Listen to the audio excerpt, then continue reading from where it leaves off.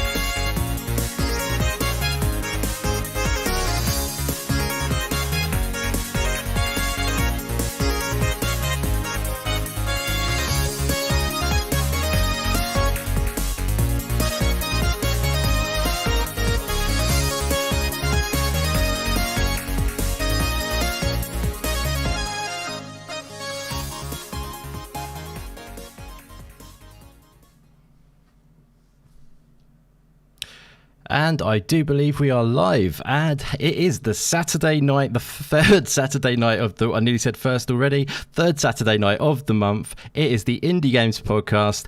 I'm super excited. Thank you so much for everyone for joining us already. I am super excited to be taking this show to twice a month, and that is exactly what we are doing right now. So thank you everyone who has come by to enjoy the indie goodness with us. I've got a great show planned. You may notice that we haven't got Fastback and Coop on this show, and that is because this is our alternate show that we're now going to be running, which is, as I say, the third Saturday of the month. And we still will be keeping, of course, the legendary Coop and Fastback on board, and they will be on the first Saturday of every month as well. So yeah, as I say, twice a month for the Indie Games Podcast now, guys. And yeah, I just want to say welcome to the show, guys. Thank you very much. All of you have come by. As I say, got a great show planned. We've got a ton of topics, awesome indie goodness, and we've got some amazing guests that I am super excited to be chatting with. A lot of them for the first time actually on a show, although lots of chats in chat rooms and DMs, etc. But yeah, like I say, really excited for this one, guys, and thank you very much for everyone for being here. So yeah, let's get into this because we've got so much to get through today. But yeah, I'm going to start off with one addition to this show which I am absolutely thrilled about, which is a guy who has been on this show a couple of times already, but he has now joined the ranks of the Indie Games Podcast on the regular. And like I say, I'm so thrilled about it because I absolutely loved hanging out with him on the Indie Games Podcast back in, I can't remember, maybe November or December. And then we did a Indie Games Awards with him as well. He is amazing. I love all he has to say. He talks so well. He brings indie goodness into my life. He's a legend, and I'm so glad he's joining the Indie Games Podcast on the regular. And his name is Puxley. Thank you very much for coming on again, Puxley, for the regular show. How are you doing, my friend? Oh, I am doing very, very well. Thank you very much. I really appreciate those kind words as well. I don't think you could have put any more in, could you? Or maybe you could. I don't know. But... It just keeps coming out. It's maybe a sideways one at the end. Yeah. It's talking away as I move away from the microphone. I carry on talking or something. Yeah, no, fantastic, man. Really excited to be here. Really happy to be as part of the regular cast on the third show of the month. I'm, as you said on the intro there, I love talking indie games. Can't wait to speak to some of these guys in the chat as well, or on the panel, I should say. And again, hello to everyone in the chat as well. The first time you would have heard me in the new year. So yes, hello everybody. Hope you had a good Christmas and good New Year. And thank you very much, Indie Gamer. I've been very well. Good stuff, and yeah, buddy. I'm good to go. I'm happy to talk indie games. I can't wait. Excellent stuff. Well, that is awesome to hear. I really am. I was so excited for the future of what we've got in store. There's much indie goodness to be explored, and 2021 looks like it's going to be an awesome year for indie games. So just quickly before we move on, has there been anything you've been playing recently? You've had a little gap since you've been on a podcast. Anything that stuck out to you? Maybe on the indie Seymour. But yeah, if there's any juicy indie games that you've been playing recently, what have you been up to? I've actually been jumping into a few things that I originally played on Game Pass PC, and then just before Christmas I got my Series X. So outside of some bigger titles, I've jumped into. Oh God, I've done some Carto. I've done Nice. What have I done? Call of the Sea. Awesome. Celeste, I've jumped back into Ori and the Blind Forest. I've started playing properly now as well. Proving your chops very well, sir. There's a couple more as well. I can't quite remember, but yeah, it's quite a few things I've been jumping into. I'm really happy for it. Yeah, no, that's fantastic. I need to check out Carto. Actually, looks really cool. Nice sort of art style, interesting mechanics. But yeah, all the others, yeah, fantastic. You know how much I love Celeste and Ori for sure. Absolutely awesome games. And I also need to check out Call of the Sea too, because that needs to be done. Looks fantastic. Yeah, I mean, there is another thing I'm going to ask each of the guests, which is just quickly. I mean, maybe we should do this for you because it will be your first as a regular. I just wanted to maybe get a little a feel for kind of like your sort of feel for indie games in general. Just a brief sort of feel. Like, I mean, I know you're a big indie game fan. What, you know, just to get a feel, kind of like what sort of you know, what entices you into playing indie games essentially. I mean, what is your kind of indie sort of background essentially? Sure. I suppose the big thing for me is, as much as, you know, I think like a lot of people here, we love AAA titles and we love playing all those big budget games. But one thing for me, especially as, you know, as a working adult now, like I think most of us are, it's quite hard sometimes to sit down for long periods of time to put all the hours in that you need to into those bigger titles. And the reason I like indie games is because they're not usually, you know, tens and tens of hours long. You can kind of have a nice, kind of concise story told within maybe, well, it could be as short as 1 hour or 30 minutes to as long as maybe 10 or 12. Or you've got other titles that, again, we're going to be talking about Silksong later on. But even the first Hollow Knight, I remember I got so engrossed into that title, I put in, 30 plus hours into that. There's quite a lot of content there to cover. For sure, but yeah. I think it's just, and the creative side of things as well. Like, there's a lot more 2D things that you see in the indie world compared to AAA, I would argue.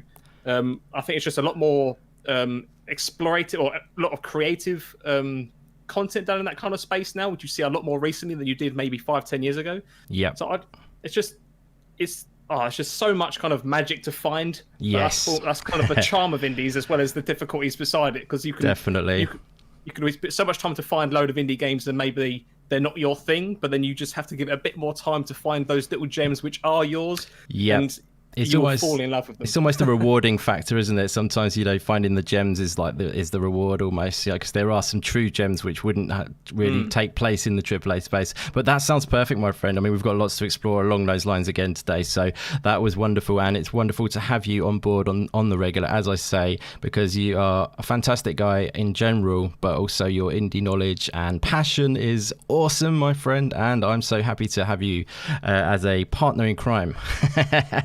So thanks again, Puxley, my friend. Oh, no worries at all. Can't wait. Brilliant stuff. Okay, guys, so moving on to our special guest for this one. As I say, Pat Puxley is now essentially a co-host of mine, so that again is exciting. But moving on to our first special guest of the show, because we've got 3 amazing special guests we're going to be hanging with today, and I am so excited to hear their takes, because they have got some great indie takes as well, especially this first guy who I'm going to talk about right now, who is someone who I've been following for quite a long time, actually following his YouTube channel, and he has a dedicated indie games YouTube channel. So yeah, I do highly recommend you check that out. The links are in the description below, so I highly recommend checking his channel out. But yeah, he is a guy from Denmark. He does awesome let's plays. He's moving into doing top 10s and stuff like that now, but yeah, I just love his indie passion. He is a great writer as well. I've noticed his written word is fantastic, but there's also an element of comedy that goes into his work as well, which I love too. So yeah, I highly recommend checking him out. But it is an honor to have him on the show today to actually chat back and forth about indie games. So how are you doing? ItsDair, thank you very much for coming on.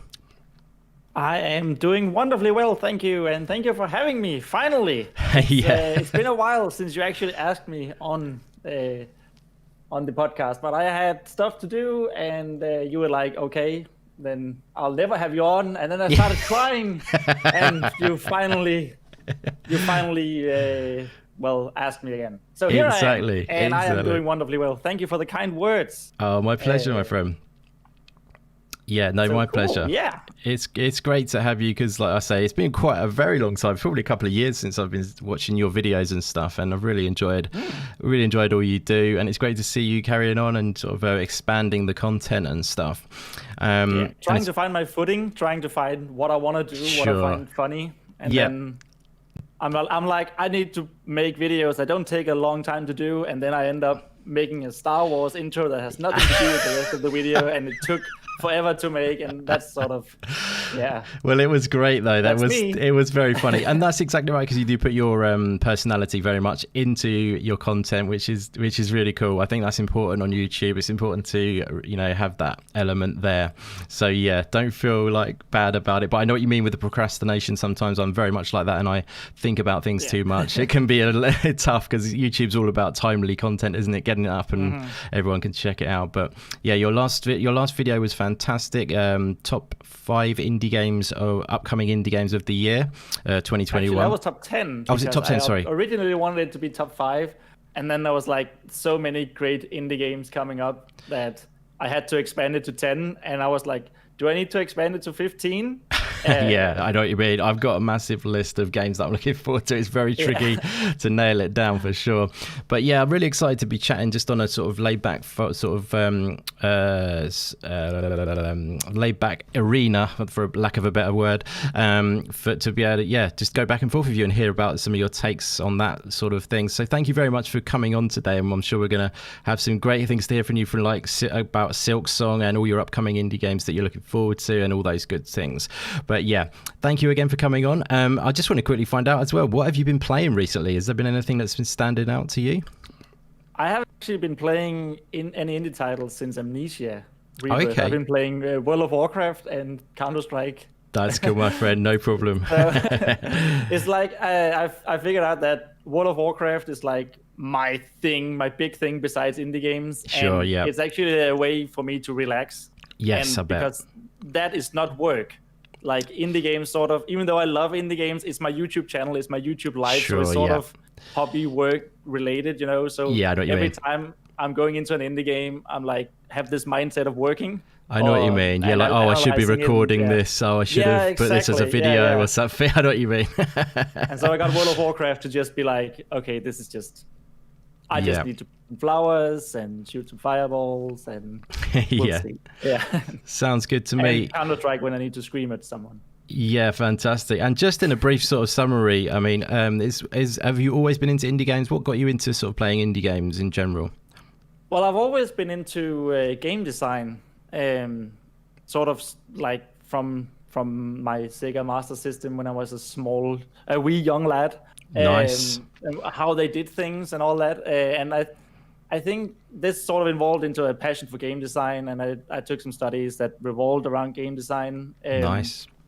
And then I think in the first instance of indie games where I remember where I was like, this is an indie game, was Bastion in 2011. Yeah. And that's probably my favorite indie title of all time. And I was like, oh my God, this has something magical to it. I mean, the combat in that game was tight. It wasn't anything amazing. It looked amazing. Yeah. And the way they told the story, the Western-like narrator was just so good. Oh my God, this is amazing. Yeah. That really elevated it, didn't it? I think the narration was very special. And they used the same narrator in Hades, I believe. Same voice actor, I believe. Oh, it is? Yeah, okay. Yeah. So that's why it's so cool. Yeah, great voice acting. It sort of evolved from there, and then I figured the more I got into it, the more it was like, this is where the quirky, like Puxley said, the creative stuff is, because they don't have investors. They don't have a big money pile behind them, big money guys behind them, that they need to hit like 10 million people all at once. They're just like, okay, if I can hit 100,000 people, maybe these niche things you're allowed to do much more creatively, and you get these quirky ideas. Yes. Like another one of my favorite indie titles is One Shot, where it was a puzzle game that actually placed stuff on your computer that you had to find, and you wouldn't see that in a AAA game. Exactly. Ever. Yeah. Yeah. It'd be too outside the box, too risky, and not tried and tested or whatever, isn't it? Exactly. Yeah, well, that's fantastic. We'll be jumping loads more into all of that good stuff in a bit, but yeah, that was a great insight already. Thank you very much for coming on again. Okay, so moving on from there, another great guy who I've loved talking about indie games with. I first saw him on Green Pass Gaming, which is also where Puxley resides. It is his home, essentially. But I saw this guy as a guest on there many times, and I love what he has to say about indie games in general. Had many great conversations about many great indie games that I enjoy in particular, which I think we have a similar sort of taste in games by the sounds of things. But yeah, I've really loved always hearing what he has to say, and I'm very much thrilled to have him on the show today. It's an honor to have Luke Steele on. How are you doing, Luke? Oh, I'm very, very well. It's we have basically identical tastes. I think so. Indie games, it's like I've never spoken about an indie game with you that we haven't both loved. So yeah, I'm sure there's one out there, but it hasn't come across our table yet. So yeah, yes. really happy to be here and chat with a great panel, and obviously you for the first time properly using my own voice, so that's awesome. Yeah, no, it's an honor, my friend. Like, you've got some great takes and you play some awesome games, so I think you're going to be an awesome addition to this show. Just to get a little insight, maybe firstly we'll talk about what have you been playing recently. Are you still on Hades, or have you put that to bed now? No, I'm still on Hades. I mean, anybody Nice. who's played Hades knows that the first run especially is just kind of the taste of the game, and then the subsequent It's runs. so much more there. Yeah, the first run to completion is the first run of many. So I think on my fourth or fifth run now in terms of completion. So, Nice, my but friend. I'm still going on that. And then in terms of other indie games, I'm still playing Call of the Sea, which I dropped for a little bit and then came back to, enjoying that. Fantastic. And I think that's pretty much it. I mean, as Pong Soul was saying, I'm playing that little indie game, Cyberpunk. Yep, fair enough. When it works. So that's about it at the moment. And I also played, even though it's not technically an indie game, but it's kind of that feel, the Little Nightmares 2 demo. Oh, cool. Yeah, I downloaded it. Really great title. Yeah. It does look really cool, actually. Yeah, it's got co-op as well, if I'm not mistaken. Is that right? I think it does. Yeah, I think it does. Pretty damn cool. I like the sort of color palette change. Essentially, that's what I'm gathering from it. It's great. It looks good. I think the lighting's looks superb, and it's all vulgar and lovely in that way that Little Nightmares does well. Hideously beautiful. Yeah, that's the one. Yeah. You got it, my friend. So just quickly, a little brief taste of your kind of indie games. What sort of drives you to play indie games? Has it always been something you've done, or have you found yourself picking up more indie games recently, or anything? What is what's your motivations for the indie goodness? So I think I remember the place where I really started noticing indie games and getting really into them was actually in the Xbox Live Arcade days. Yes, so that's stuff, like Geometry Wars and even stuff like Bank Shot Billiards, and if people remember that. And I do actually, yeah. yeah, like stuff like Alien Hominids and those kind of games. Yeah, that was great. I noticed those. And I also, way back then when I was a lot younger, I used to write for various kind of gaming websites. And nice. A lot of the time I would get some review code, and obviously because these were only small sites, they couldn't get like the big, AAA game review codes, but they got a lot of smaller review codes like Cloning Clyde and Shadow Complex and all those kind of things. So so that's kind of where it started for me. That's where I developed that kind of love for it, and it's just really continued from there to the point where I think, I look back the last 3 or 4 years of gaming, and some of my favorite games, not just of the relevant years but of all time, have been indie games. Fantastic. Stuff like, Celeste and Yes. Outer Wilds, which Nice. is what I think one of the greatest games ever made. The funny thing about Outer Wilds is I can't get into it. I'm really annoyed at myself. I'm going to disconnect now. We found a flaw in the Matrix. We found a flaw. Yeah. So and then like stuff like Limbo and Inside, etc. And there's just so much good stuff out there. It's hard not to be invested in it nowadays, I think. Yes, indeed, my friend. Yeah, no, that is awesome. That's great to hear everyone's takes on that. I loved it. It's a bit of a longer intro, but we got a bit more insight into you guys, because some of you guys are newer to this sort of scene, or maybe you haven't, people who are watching maybe haven't seen you before. So it's nice to have a little bit of insight there, and it's always good to hear about what got you into indie games and stuff like that. But yeah, so we're going to get moving, guys, and you're gonna skip me. Oh my God, Jesus. Thanks, man. I did that on purpose, actually. So you're going to disconnect, and I'll have like 2 people left. Pong Soul, my friend, I'm so sorry. Okay, guys, cancel what just happened. My classy hosting skills there showing up. Anyways, okay, moving on from Luke. Fantastic, Luke. And next person we're going to be having on this show is a legend of the community. Many people will know this guy as someone who is a positive light in the community, who supports a ton of podcasts, more than you would could be able to comprehend. He's a fantastic guy, but he's also moving into the creation scene and being on the show scene now. He's literally blown up in like no time at all. He was a guest on a couple of shows, and he's already a regular on 2 shows within pretty much a week or 2, I would say. Pong Soul is a legend, and he's supported my channel a lot as well, and I really appreciate that. But it's a complete honor to be able to actually chat games with you today, my friend, and I'm very sorry for forgetting you. I will never let that one down. But yeah, thank you so much for coming on today, my friend. How is it going?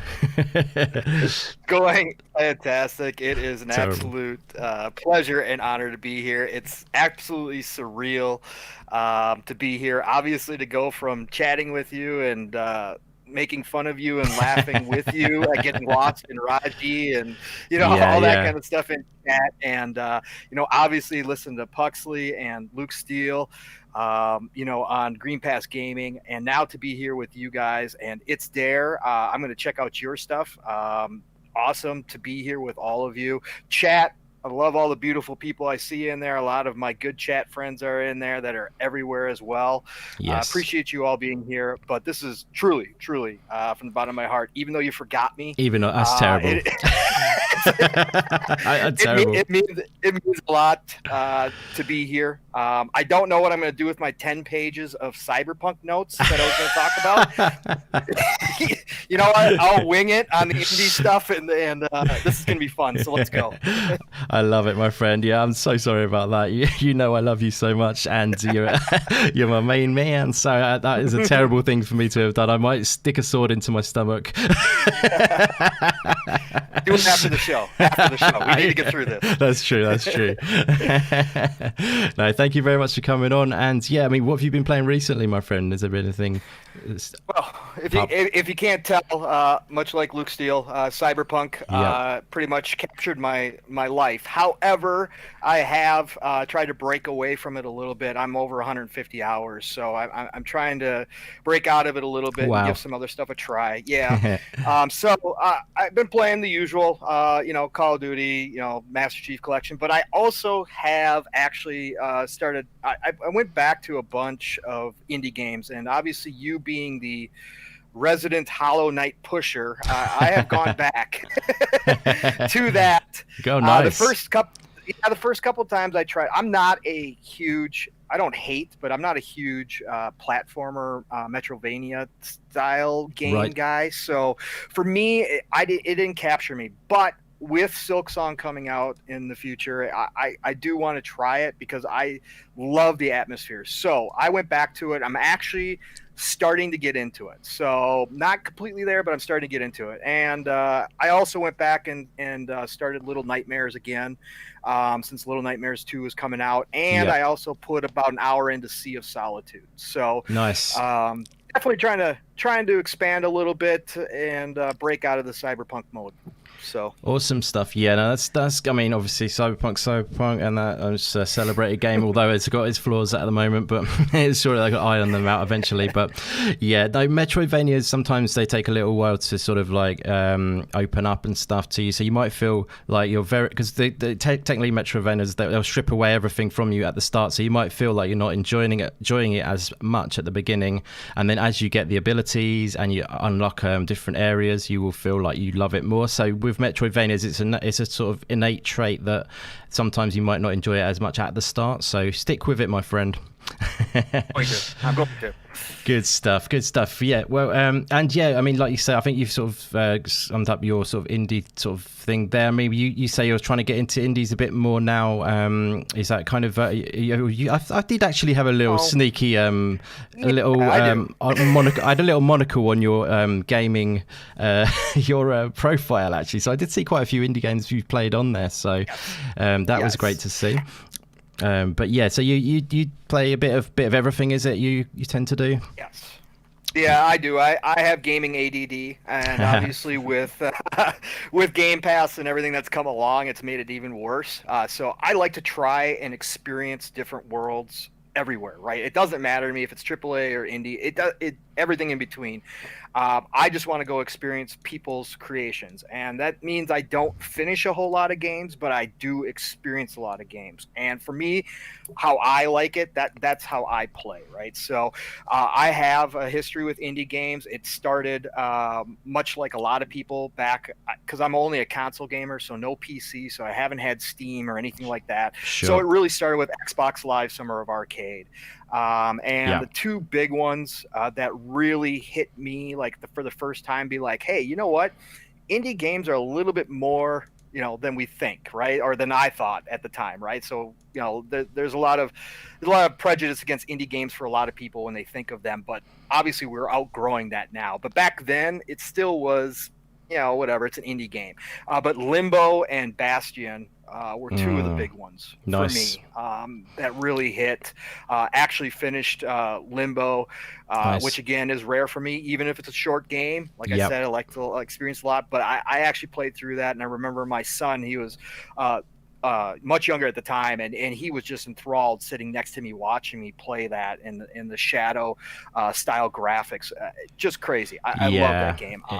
So that was fantastic. Very striking sort of on the aesthetic side. Yeah, definitely. Yes, and it was different from anything I had played up until that point. So it really drew me in. And then obviously Bastion, obviously just an incredible game, just fun. And the narrator following you around and talking about what you're doing was very incredible. unique. Yeah, it's really cool. Yeah, it was fun. It was fun. So yeah, no, cool. And it just moved from there. PS4 just expanded on it, and obviously now with Game Pass even more so. I mean, there's been plenty of indie games that I love. So absolutely. That is awesome, my friend. Yeah, that's the best way to be, open-minded about it, and just, just checking out whatever takes your fancy is a good way to be, for definitely. Again, thank you so much for coming on, my friend, because you are awesome, and it's an honor to have you. And I'm so pleased to see, that you've been blowing up, which is thoroughly deserved, because you're a very positive guy who deserves all the love in the world. So yeah, it's great to see you on like PTK's show now, and also Mav's show too, which is two great shows to be on. Thank you, sir. I appreciate that. No, my pleasure, my friend. Good stuff, guys. Well, just before we move into the first topic, we are going a little bit slower than I had hoped, but that's my own fault. Planning. I just want to shout out these legends that are in the chat over there. Thank you so much, everyone who is in here today, hanging with us to share that indie goodness with each other. Thank you all so much. Just want to shout you out, as I say. Cyber Gunter, it is awesome to see you, my friend. Mike from NLG, always a pleasure, my friend. Thank you very much for coming by. Assassin Looper, such a legend, will be on Stubbs Gaming's show tomorrow for a feature, which is awesome. Looking forward to seeing that. Matt Burns, always a pleasure to see you, my friend. Pat Joe, I don't know if I've said that right, but thank you very much for coming by, my friend. And where are we? Shizno Elite, always great to see you, Shizno. Thank you for coming by. And Dazzy Baby, the Dazinator as he's now known. He's left the UK Dazarus tag behind. Telly, I'm going to have to try and say this because it's quite hard one to say. Teleagononic, thank you very much for coming by, also known as Jamie. Dragon Wolf, thank you very much for being here, my friend. And yeah, everyone else. And who we got? George is in the house. I don't know how to say your surname. I apologize, my friend. Thank you for being here. Infinite's in. Who else have we got? Fastback here. Thank you very much, Fastback, for being here, my buddy, my Indie Games podcast brother for the other show. And yeah, everyone else who's here. Also, Meisuko is in the house. Thank you for being here, buddy. It's always good to see you. I know you love your indies. So yeah, let's move on from there, guys, because if I've missed you, I apologize. Like I say, you're all fantastic for being here. But yeah, let's jump into this, guys. We have got a packed show, so we're going to get going. The first topic we're going to dive into today is a indie spotlight, effectively, on the game The Gunk, which is coming to Xbox One, Xbox Series X, Xbox Series S, Xbox, effectively, the Xbox family. I believe it's coming to Xbox One still, and also PC as well, as an exclusive, if that is something that floats your boat. But yeah, it is a fantastic looking game. I'm going to move on into that and get some gameplay up. But yeah, The Gunk is a game which is coming from Image and Form Games, which are the SteamWorld developers. And as far as I'm concerned, that is already enough for me to hear that it's coming from them. I will check this game out. It is also going to be their first game in 3D, which is very interesting. They're branching out from their usual 2D Metroidvania type games, and some actually they do some sort of turn-based games like SteamWorld Heist, which is a really cool game, and SteamWorld Dig 2, obviously the Metroidvania style. But yeah, this is going to be their first venture into the 3D realm, and the game is looking awesome. I've got some info on it, but I just thought it'd be interesting to do a bit of a spotlight on it, talk about it. It is actually coming quite soon. It's coming, I think it's autumn this year, so not long to wait. It's coming to Game Pass day one, I do believe. And yeah, like I say, the SteamWorld developers, Image and Form, are making it, so they are really creative, individual sort of devs who do something different, and like I say, that's enough for me to know that they're making it, and I'm sold essentially. But at the same time, it looks stunning. The trailer looks amazing, and I'm going to pull that up right now if I can smoothly do that. So excuse me while. Okay, so here we go. So yeah, I'm just putting up the trailer now, guys. So yeah, I'm going to give you a quick few facts before I pass this one around to hear what you guys think about this game. So this game is being built in Unreal Engine 4. It's their first 3D game, and as I say, it's exclusive to Xbox and PC through Game Pass as well. It's been being worked on since the end of 2017 after SteamWorld Dig 2. And yeah, like I say, it's kind of like an alien world. You're on a sort of a ship you're in like discovering. You are the Gunk pertains to a parasite that is actually destroying the alien planet that you've discovered, and you have this kind of funky suction device, kind of like what you might see in Mario Sunshine, I believe it was, something like that. There's been them comparisons drawn, but yeah, it's just a very sort of unique, sort of detailed, beautiful. I love the colors in it. I just really think this game is going to be cool. They have said it's also going to be heavy on exploration with puzzle solving and crafting. And as I say, the release window is fall 2021. So I'm going to stop talking now. I'm going to pass it over to one of you guys. I think I'm going to pass this one over straight to Puxley, if that's all right. So yeah, I mean, does this float your boat, sir? Is it something you are excited to check out? Have you played many of the SteamWorld games? And yeah, what do you think of The Gunk, my friend? So unfortunately, I thought you might bring this up. Unfortunately, I haven't actually jumped much into the SteamWorld games, but I am aware of them. They look really good. I just, at the time when they all first came out, I just never got the chance to really play them at the time. And then, like all things, if you miss a game for a certain amount of time, you typically it just goes past, right? You just kind of can't then find the time to go back to old stuff because there's new stuff. Oh, I totally know what you mean. When I did see this game revealed on the it was either the May or the July showcase, wasn't it? The Xbox showcase, whichever one it was. I mean, we saw a lot of kind of big hitter AAA stuff on there with whether it's first-person shooters or the like. And it was kind of like these big, expansive worlds, all the rest of it. And then this little gem appeared. And then the first thing that I thought was different. I mean, for me, I love platformers. I'm a big platforming fan, so this immediately did appeal to me. But as you said on your little intro sequence there as well about how it's made in Unreal Engine 4, I think that's really exciting because in the more recent updates for Unreal Engine 4, not to get too technical, so Epic Games have released a new kind of or an updated visual effects system in their engine now. Nice. And you kind of get like it's to do with like how the particle systems work and the visual effects and that kind of stuff. And they've also got the improved lighting systems coming in Unreal Engine 4, doubly being improved for Unreal Engine 5. But I feel like even in this trailer we're watching now, like I can see a lot of sequences where we see these really nice particle effects. I just saw that myself. Yeah, when you said it, I was like, that's particles going on there. That looks really nice. Then, just that as well. It's not only the colors, but I've noticed this more so playing on a Series X about the level of foliage that you see as well. And I don't think it's quite common in kind of a more indie title that you see such level of detail in those kind of smaller details like foliage. Usually it's quite easy to put in like where it's like big rocks or structures or buildings, and as a smaller developer you need to manage your time properly, right? So yes, you can kind of see that people usually put the bigger things in there to kind of create the big picture, and then maybe put in a few smaller details here and there, and it's kind of that's it usually most of the time you see on the bigger 3D projects from small teams. But I do quite like here, I mean, these are experienced guys, right? As you said, they've put together a number of really popular and high-selling 2D titles. So to see the level of detail that we do see, I just think it's fantastic. And I think I've said to you before that this reminds me of a game that came out a number of years ago called Hob. And it's more so the character than the gameplay design, in terms of it's a character which has got like some weird mechanical arm thing. So whether or not they got some reference from that, I don't know. But I really like the look of the game, and visually I think it's very impressive considering it's from a small team.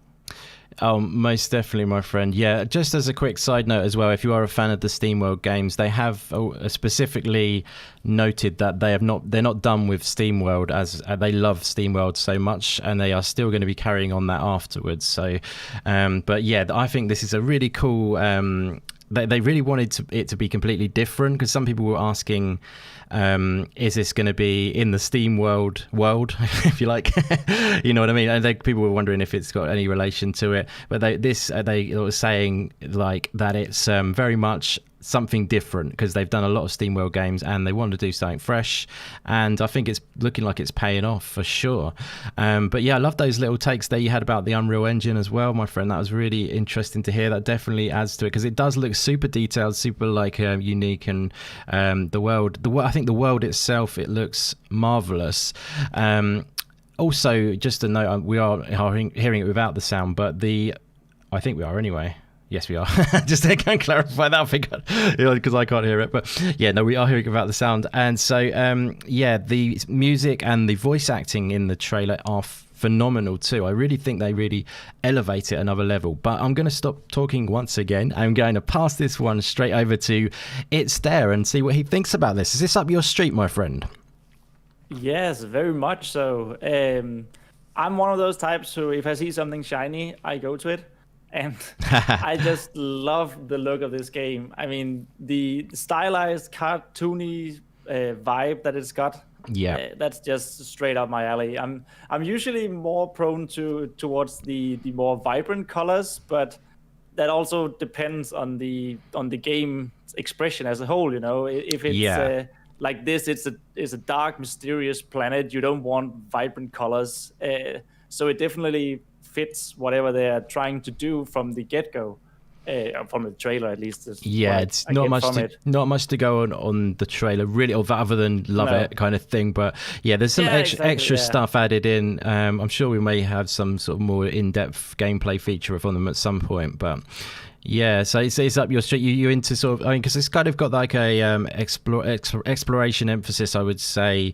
You play as kind of like I forget the wording they used. It was space hauler. So that's your character. Like, and it's kind of like, it reminds me like of Star Wars. Forget the one. I'm not a big Star Wars fan, but they're always sort of selling their parts and stuff in the film. in the ones Oh I've yeah, seen. the You know, Jawas. yeah, and then it's kind of basically, I think they're like scrounging for parts in this space world essentially, and then they stumble across this amazing planet, if you see what I mean. I think that's kind of where the story sort of goes. And yeah, then you I think you've got a sidekick with you who that is named Bex, but your name I think is unconfirmed at the moment. But yeah, so yeah, I mean it looks interesting for sure. I mean, yeah, so you would definitely jump into something like you into your 3D platformer style games. Do you feel like that's what would entice you in, or is it kind of like just the whole feel of the sort of it looks nice and stuff? I have like a particular style that like 2D platformers or 3D platformers or puzzle games or something like that. But well, I do like puzzle games quite a lot. But yes, it's more the way it looks, if it feels right for whatever they're trying to convey. And cartoony vibes is always something that I notice quite. Yes, no good. Quite good often. stuff. I mean. But I've only seen the trailer, and my relationship with SteamWorld has like 10 minutes.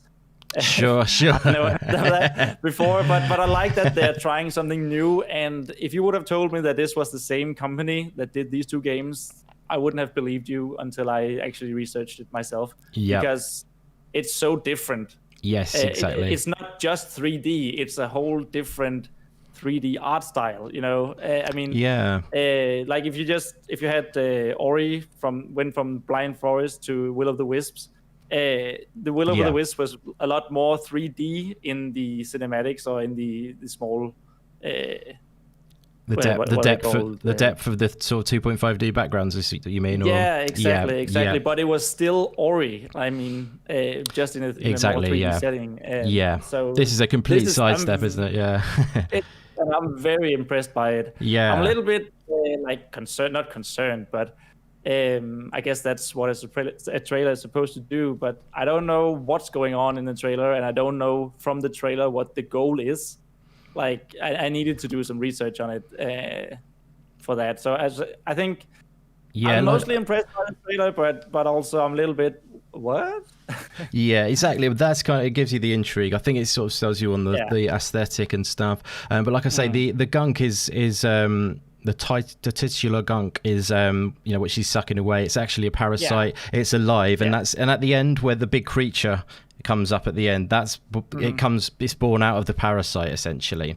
So I've been doing a little bit of research. It's kind of like an alive, like I say, but that doesn't give you that much more, but it just gives you a little something.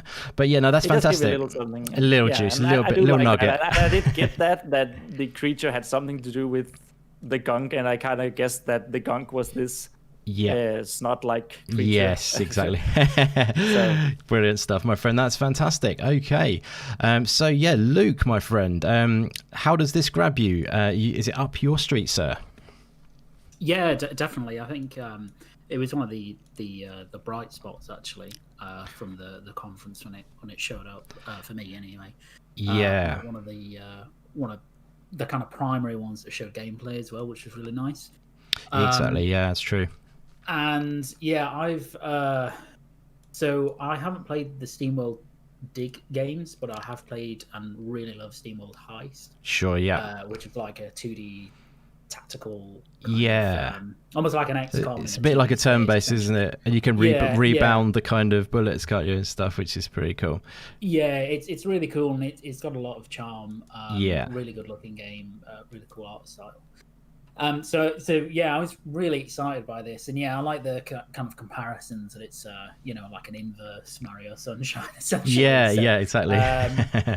It's just really cool, and I like as well that they've gone from those kind of 2D games to something really that is kind of pushing AAA visuals. I think it looks fantastic. It looks really nice. Definitely. And I think they've commented as well that actually. The story is apparently quite ambitious, and it's quite a personal story between the character you are and I think you said there Bex. So they've talked about that there's a kind of story that evolves over the course of the game between them and what they're doing. That is interesting. Which is really awesome. Yeah, that is pretty cool to know that, actually. Yeah, for sure. Yeah, and I just think it looks great, and especially I know it's a console exclusive, etc., and it's coming to PC, but I think the more people that can experience it, the better, because it will be really good for the developer, and it's on Game Pass, so I mean, there's no excuses there, really. Exactly, yeah. Dive on in, everyone, like with your Game Pass goodness.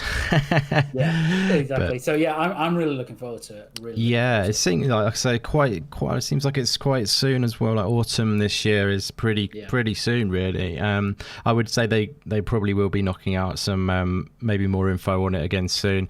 In case you did want to watch it, guys, there is a Q&A from the Image and Form the sort of YouTube channel, which is the developer, and you can check that out for more info. But yeah, so fantastic, Luke. That's lovely, my friend. And yeah, moving on to Pong Soul. I'm very interested to hear your take on this one, my friend. As it's a cool looking game, in my opinion. It's maybe it crosses over to the 3D, AAA realm in regards of its looks and stuff like that. But yeah, does it grab you, brother? Absolutely. First, thanks for remembering me, Indy. I appreciate it. I would have killed myself if I didn't. Yeah, no, absolutely. Big fan of the Steam World games.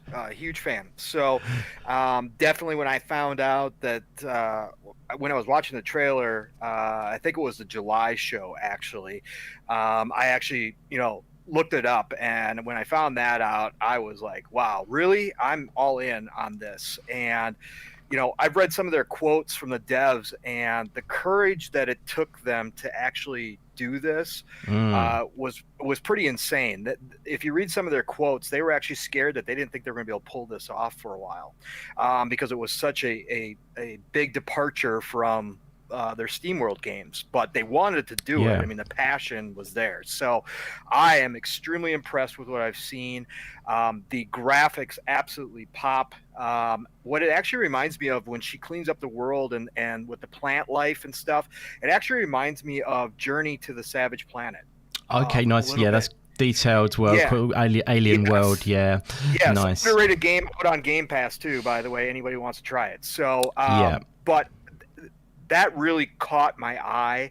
And obviously any story involving, it's been done a million times, but I always love to see other developers take on some type of, darkness or entity taking over, the life on a planet, and you got to go around and try to clear it up.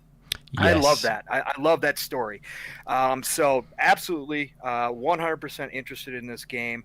I can't wait to play it, and it looks like they have really pushed themselves, with the Unreal Engine to make it something special. And I think, it's definitely got a chance to be one of those stunners that comes out of nowhere, one of those sleepers that everybody goes, hey, it looks pretty cool, I can't wait to try it. And then it shows up and everybody's like, wow, this is actually fantastic.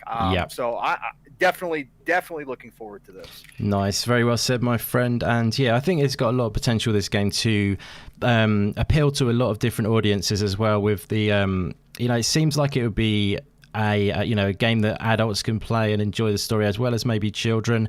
I'm not 100% sure. There might be some really filthy thing going on, but you turn around and all of a sudden it's like the red light district or something. But no, I doubt that from what I'm getting. But yeah, it seems like it'll appeal to a lot of audiences, and also a lot of audiences regards to like AAA as well as indie. I don't think it's going to have a problem in that regard. So I think a lot of people will be jumping on this, in my opinion. I think they should definitely do so. And I think what you said was fantastic, my friend. And I am really looking forward to the Gunk, as you may be able to tell. It's definitely one of my most anticipated indie games. Let me know in the chat, guys. Are you excited for the Gunk? Have you played SteamWorld games? And yeah, just let us know in the comments down below, or the chat if you're here live. It's always great to hear from you guys and what you think. But yeah, good stuff. I'm looking forward to hopefully maybe seeing something more on it soon. But from all I've seen so far, I am pretty much sold. I love the sound of the like I say, the music in the trailer is phenomenal in my opinion. It's got sort of like an orchestral sort of dubstep. I didn't actually make that term up. I heard them say that and then stole it because it's quite a cool way of just describing it. It's got that big sound with, you know, in a kind of like it's meshing the sort of alien sort of planet feel with a kind of like an orchestral theme, which is really cool. I just love it when they do cool stuff with the music in games as well.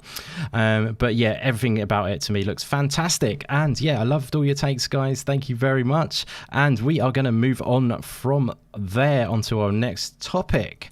But like I say, feel free to whack up those comments in the chat, and we'll be sure to check those out. Good stuff, guys. So we're going to move on, and the next topic is going to be our most anticipated indie games of 2021. This is definitely going to be a fun one. I know between us we're going to have a lot of good picks on this one for sure. There are so many good games coming this year. There are so many good indies coming this year.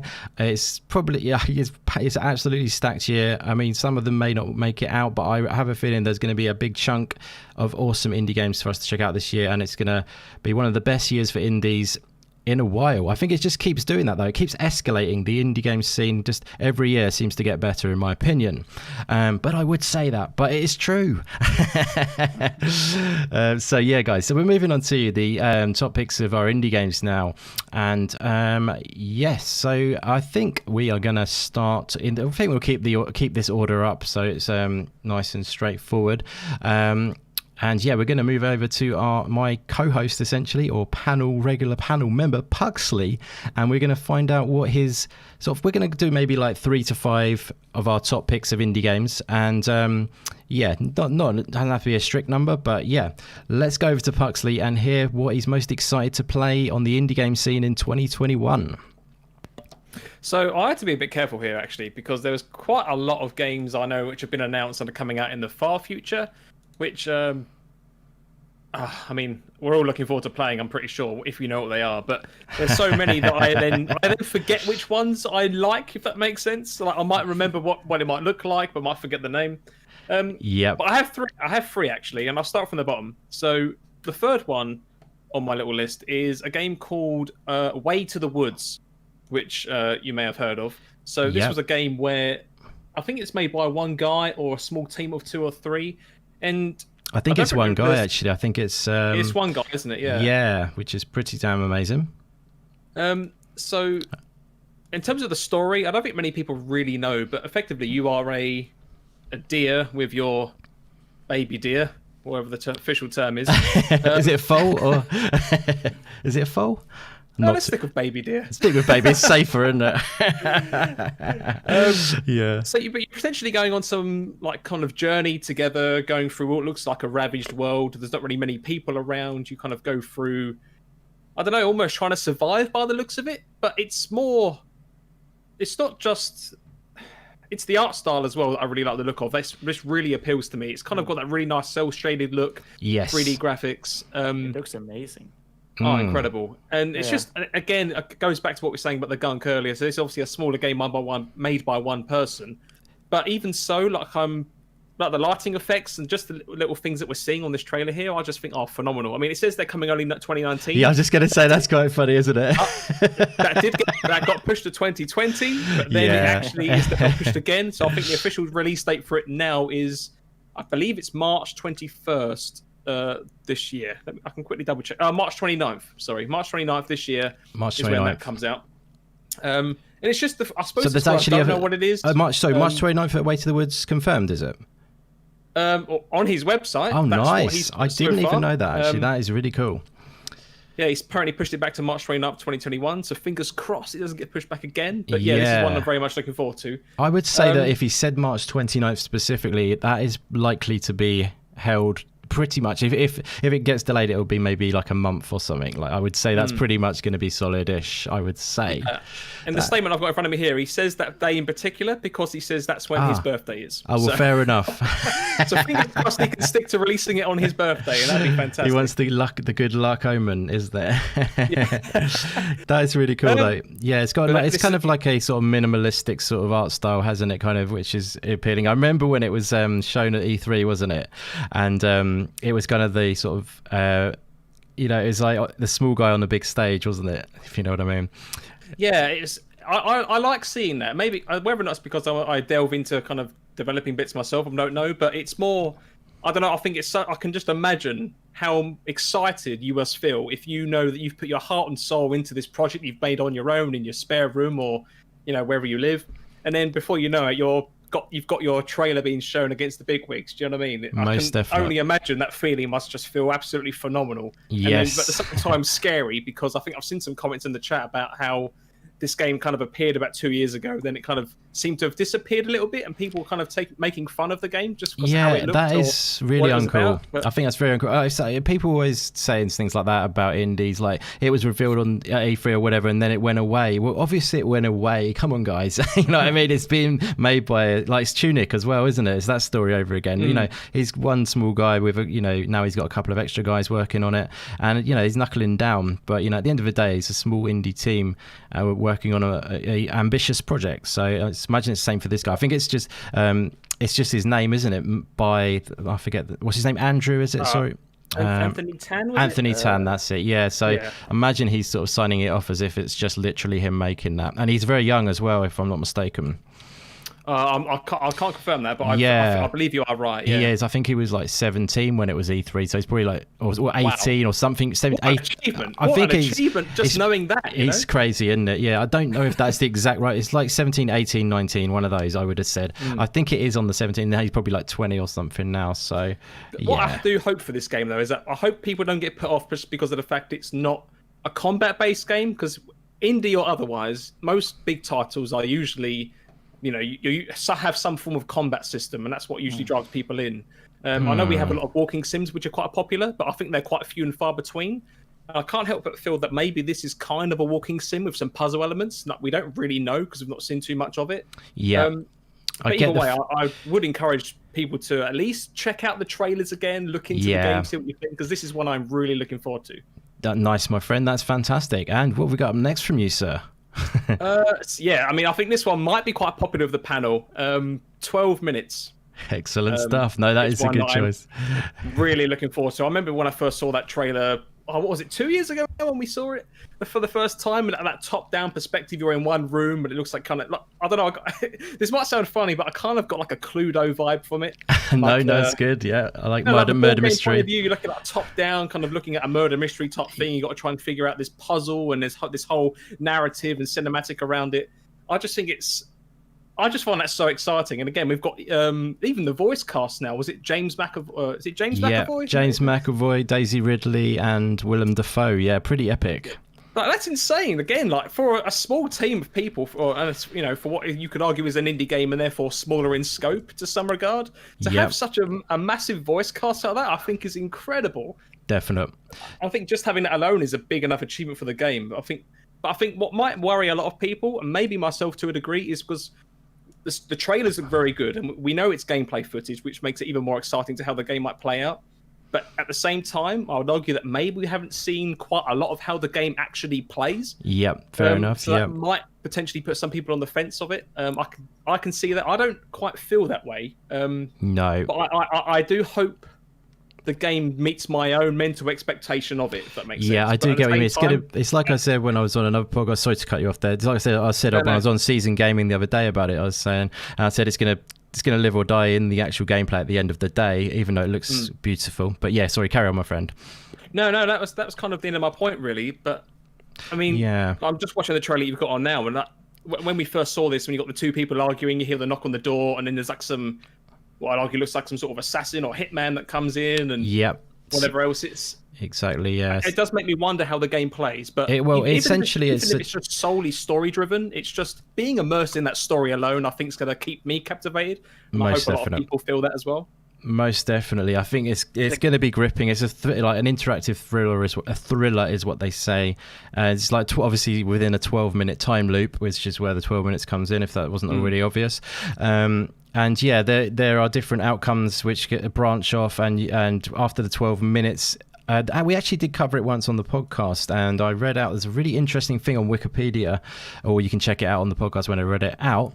It sort of explains how the gameplay does play out quite nicely, and it sort of explains that you go through that 12-minute time loop, and then you can assess what happened, and then try different things. They pick up different stuff, pick up a knife, or or be more like soft about your approach. There's quite a bit of things going on. I do think it is gonna. To me, it sounds like it's going to be really cool, and I wish I still had that article right in front of me now that I could read it again. And do you remember? I might be remembering this wrong, but was it something like there's like 30 plus different endings or something like that? Yeah, I think there is a lot of branches to the narrative. Yeah, definitely. Yeah, so it's definitely got that replayability, and it also fits in with the whole theme, as you say, of it's a time loop of 12 minutes, start to end. How it plays out depends on your decisions, kind of thing. And yeah, this is what I'm really intrigued about, and I'm really looking forward to. Definite. And I'll just say before you go into your final one, my friend, what I'm going to do is we're going to do all our top picks essentially, or whatever. We'll come back to you if that's all right. We're going to go around. We'll do 2 of each for everyone, and then we'll come back round, I guess, and do maybe a couple more or something just to keep it mixed up. So yeah, I'm going to go over to ItsDair next. If I haven't caught you off guard doing something else, that is, because you probably thought I was going to carry on.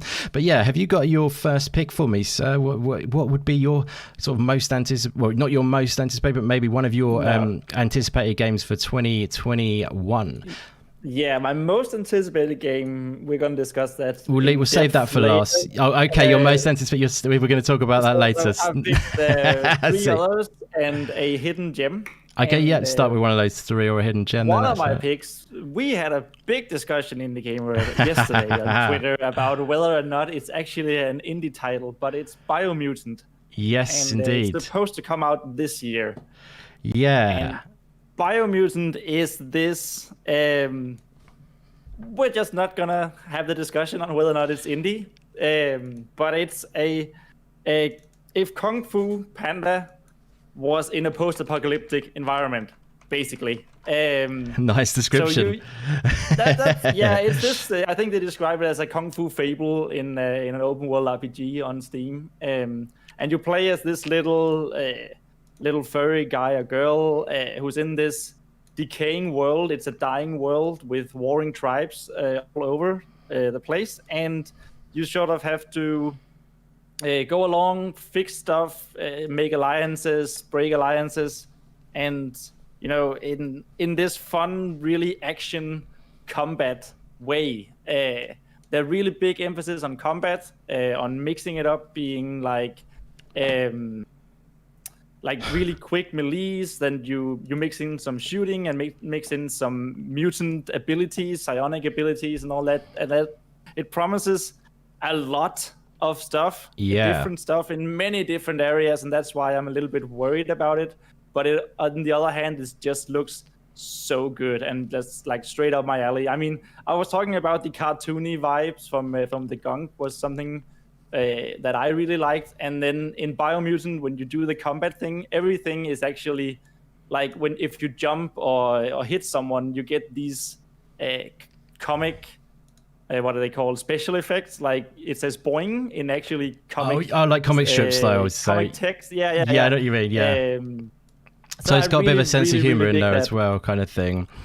Yeah. Yes. That's so super cool, and it's so weird and funny. I really liked. And they did this great big gameplay trailer last year in like 10-20 minutes, where you could fight with the toothbrush. Oh, and nice. I was like, oh my god, I need to play this game. And stuff, I'm basically just repeating what I said in my top 10 indie games. That's totally cool. 2021. You probably got that just all right. So yeah, exactly. But yeah, it just looks colorful and vibrant. And something that I found out during my research for that video was that they apparently also whatever you do in the world changes around you, and they got different endings. Or they're promising different endings for whatever you've done. So sort of like what I'm thinking there, I'm thinking Star Wars Jedi Knight 2, Jedi Outcast. No, Jedi Outcast 2, Jedi Academy, that one. Right. Where you could choose between either being good or evil, but I'm sure it's been like a long time since that game, so I'm sure there's many more different scenarios. But I really like the idea of that, even though I always tend to go in the I'm going to be the hero guy and please everyone. But it's nice to have the idea that if I could be evil, you know? Yeah, exactly. Yeah, you can turn the tides essentially if you want to go down that route. And that's definitely cool. Yeah. I mean, I think the reason we probably shouldn't go into it too depth because we save it. It's a big topic. But the reason I kind of felt there was an indie because it was sort of owned by the publisher now who've bought the small independent developer, but it's still being made by a small team, like you said. So I think this is your pick, and it does look really cool, and it's one of those grey areas once again for is it indie or not? So and save that topic for another day for definitely, because it's always interesting to discuss. Yeah. And I didn't download this one, which is why it keeps popping up with adverts. But yeah, so what have you got next, my friend? Next up, I have Endling, which is now we saw Puxley having the deer/fawn game, and I figured that what's cuter than those? It is foxes. Not that we actually said anything about what picks we had, but I do have Endling, and Endling is sort of the same thing, except that this game is heartbreaking in the best way possible. You play as a mother fox, the last of your kind, trying to survive in a devastated Earth after capitalism has totally the climate has gone to shit and it's all horrible. And you have 3 little cubs who you need to try to survive with. And you are being chased by humans, greedy, horrible humans, and predators are trying to kill your babies, and you have to find food and shelter. And I played the demo last year at the online indie booth thingy, and it was so good. I mean, I was so into being the mother fox. I remember when I lost one your of my babies to an owl, I was just devastated. Yes. Yeah. I remember watching your stream. Everyone should check that out, by the way, if you're interested in Endling, and obviously it's ItsDair's channel. Definitely check out his channel once again. But yeah, his video, I thought it was absolutely brilliant because your emotion for the game was totally tuned in to what the game is trying to do, I think. And I really felt that, you were really connected with the game. So it definitely showed that the game is working in that way. And it's got a beautiful art style as well. And I love it's amazing. The way they're tackling quite a sort of ambitious theme, it's quite a dark theme in essentially. It's really cool that they're doing that. Yeah, it looks really good. Is is there any release window on this at the moment, or is it 2021 still just? I think it is fall 2021. Nice. Without putting my neck out too much. Yep. That sounds good. Excellent. Yeah, they actually haven't updated the Steam for it, but I think I read somewhere that they should definitely be done in the end of this year. So maybe Q3 or 4. Yeah, sometime in 2021. Sounds good to me. And let's take one more from you actually, because I know we've got take one more because you've got another one, I believe, another couple. Yeah, let's take one more. I have one more, and then I have my hidden gem, which I guess we'll just hide some more. Next up for me is Omno. Lovely. And Omno is something that I've been looking forward to for quite a while, since 2018, since I discovered the solo developer on Kickstarter, and it got funded with 300%, and it is a journey-style exploration puzzle game with lots of focus on puzzling, like solve puzzles to sort of open the world and explore a lost civilization who's had some ancient power, and it looks so good. I mean, if you couldn't tell from my Endling video and the way I talk about that and the Deer Fawn game, low poly, vibrant colors. That's your thing. That's my thing. Yeah, basically. Yeah. And it looks so good. But not only that, the animations of Omno, they're just so chillingly good. I feel like, I mean, I could just watch them forever, and it's no coincidence because the developer is actually he's been an animator before he started working on Omno. Yeah, it shows through, doesn't it, for sure? It really shows. I mean, especially the teleport animation where he jumps up and it just sort of slows down time, and it really fast you teleport to whatever you were going. It looks so good. I cannot express how good that makes me feel almost. Yep. Is it quite a serene experience then? It seems like it would be like with the journey sort of. It looks lovely and relaxing. Would you say that's a good explanation of it? Definitely. It's not an intense game, and he's explicitly said there will be no combat. So. Right, I see. Yep. So he's definitely going down that journey route. Yeah, definitely the journey vibes, but also nice that he's like, okay, if you're expecting combat, this is not the game for you. Move on, basically. So he sort of grabs his niche audience there, I think, really, really well. Very good. Yeah, it looks really good. I have to play. Actually, there's a prologue on Steam, isn't there? You can check out. I'm gonna have to do that. I played the prologue / demo. It was a Kickstarter demo as well. Right. Yeah. And it just feels good as well. There's such an attention to the little things in the game that I'm so excited for it. It was the number 2 on my top 10 list. Awesome. Spoilers. So quite high. Yes, spoilers. Check out that top 10 after here, guys. Cool. We'll come back round to you. That was lovely, my friend. Great stuff. And so Luke, buddy, I know we've talked about a few of these, by the way, guys, in case you're wondering about these picks that might be coming up. But yes, I've seen a few of the glimpses, and I know Luke's got some great ones like everyone else, but really excited to hear about yours now, Luke. What would you like to talk about first, buddy? I think let's go with Season, which was announced quite recently. Actually, it was actually at the Game Awards. I think. Yeah, it was, wasn't it? Yeah, and it's it kind of out of everything in that show, with the exception of maybe one other thing, it was the thing that kind of stuck with me the longest. And I just think it's. I think part of that is the art style, which you can see is just absolutely incredible. Absolutely beautiful, isn't it? Yeah, it's just so striking. Yeah, just the kind of cinematography across all of this trailer is just incredible. Definitely.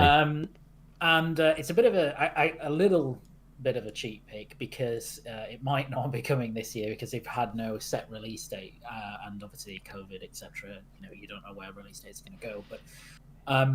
I'm hoping it does, and it's basically they haven't shared full gameplay details yet, but they've given you kind of a taste of what the type of game it is. So it's an action adventure game. You play as the woman you see on screen, and you're essentially setting out on a journey where you come across different societies and cultures in this kind of parallel world, completely mysterious but also quite familiar, and you have a bunch of equipment that you use to essentially record that culture and take photos, etc. And they're basically the kind of hook of the game is that you're arriving in these areas just before they're wiped out by some kind of cataclysmic event. Oh wow. So you're essentially documenting the last bit of time of that particular culture that you come across. Wow, there's a lot to them. They've not explained like the story reason for that. Obviously there is that sort of thing. So you're kind of crafting a moment in time in your adventure of that particular culture, and so you can go around and you can do different things before that happens. Yeah, wow, so that's great. That sounds really good. It's just so sad. Yeah, it is as well. Really Yeah, sad. Beautifully sad. Beautifully sad. Yeah, it's I think it's a perfect one of those games that shows like how creative. Well, two things. One, how creative indie developers can be. Yeah. But two, you would never see this from a big AAA developer, big publisher. Like this kind of concept, this kind of art. You just wouldn't see it. It just wouldn't happen. Exactly. Yeah. But it's super cool, and it's such a, for the developer as well, which I think is Scavenger's studio. They actually made a game. They've only made one game before this, which was I don't know if anybody remembers this, but it was a game called the Darwin Project. Oh yes, I know you mean. Yeah.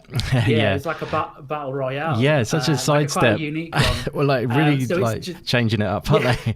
yeah, it's like such a departure. Like I couldn't believe because I had, after the trailer, I had to look at, it's like, oh, who's developing this, and I was like, what? Yeah, it's crazy. It's great unique, though. Thing to go into. So I can't wait for it, and I just think it looks just incredible. Excellent, my friend.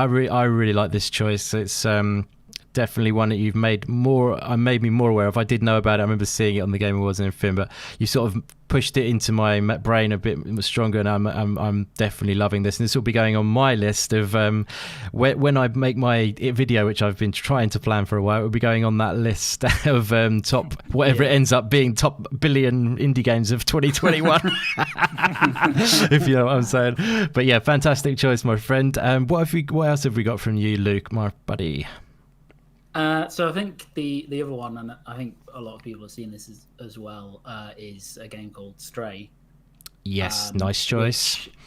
Just looks, again, unbelievable. I mean, it just looks so good.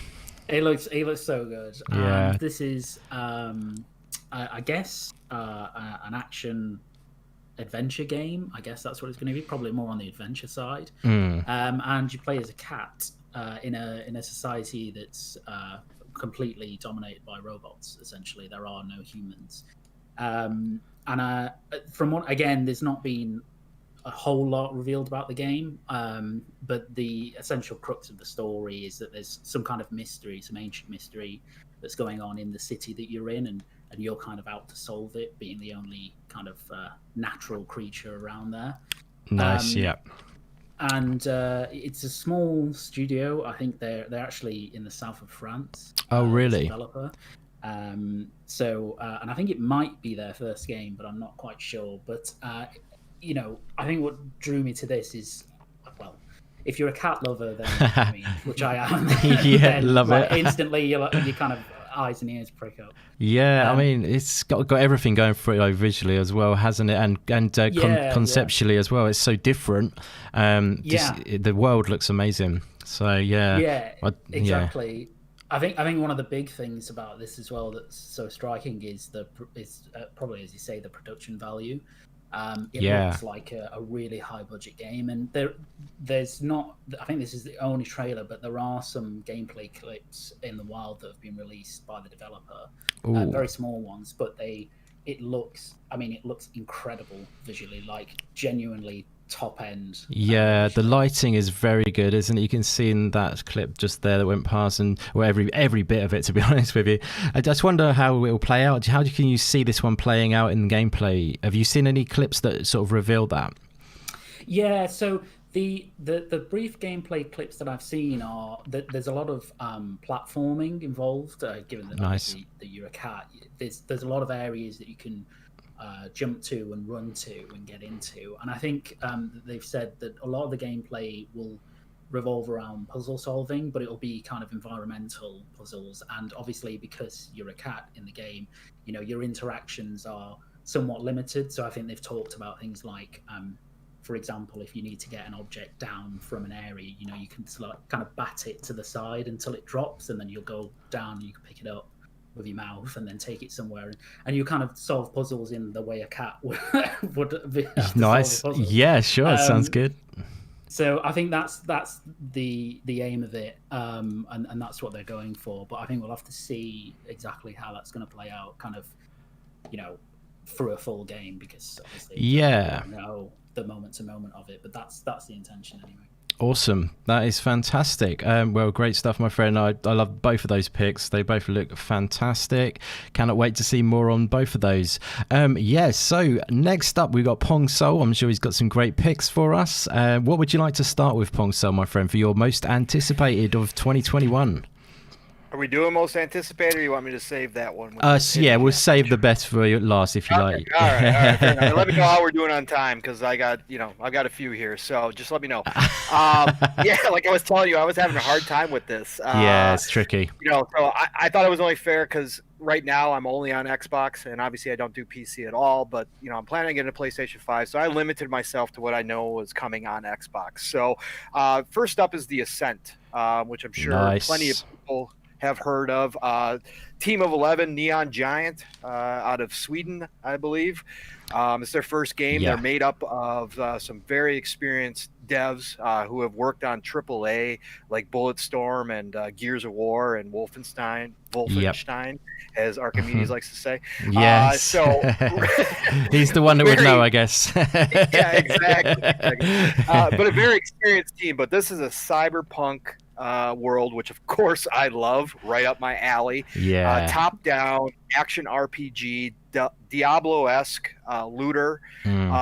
But the cool part is that they are saying that it's open world, so you're not going to be limited to certain sections. You're actually going to be able to go anywhere you want to. I believe they've said that you're going to be able to run into enemies that you should not be running into. So that always interests me. Made on Unreal Engine 4. It's a twin stick shooter. So you're going to be using both sticks, which is fantastic. I love a twin stick. Upgrade your characters, upgrade your appearance. They've got hacking in it. I mean, everything you come to expect from Cyberpunk. Augments and stuff. Yeah, destructive environments. But really what grabbed me is the atmosphere. They have nailed that Blade Runner look, right? Yes, indeed. And that is so important. I mean, you can... in Cyberpunk 2077, you got sunny days and you got nighttime, you got rain, you got everything. But everybody knows Cyberpunk is that dark, nighttime, neon lit, rainy, gritty atmosphere, and this has that in buckets. I mean, obviously, just from watching that trailer, it looks absolutely fantastic. Online co-op, single player, or even couch co-op. So they are nailing all the right. I'm excited about the co-op element in there for sure. Yeah, absolutely. Checking off all the boxes right there. So, really looking forward to this one. Everything I kind of look for in a game. I can't believe it's made only by 11 people. Just look at the city. I mean, the city's incredible. It is amazing. It is. Fantastic. It's got apparently it's got quite a bit of verticality to it as well, which is interesting. And you can shoot vertically as well. You could raise your shots up, which is pretty cool. Yeah.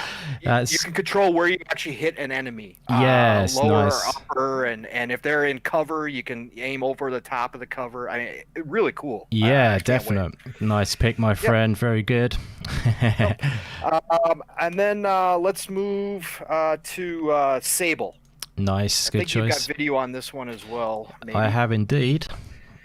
Awesome. So Sable, this is kind of under the radar. I believe it was, I can't remember which show it was showing in, but I think it was one of them. I can't remember. But anyways, initially, or it's quite a way back. 2018, I think it was quite a while back. The first showing, quite a while back. Very distinct style. So this is by Shedworks, and I believe it's a two-person dev team, main dev team. But they actually started it in 2017.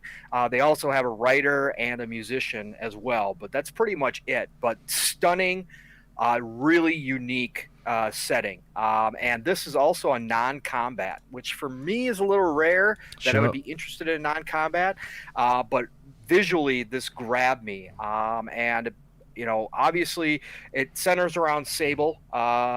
It's a girl that's actually on an adventure to, I believe, find a mask that for a rite of passage, so that she can return to her clan.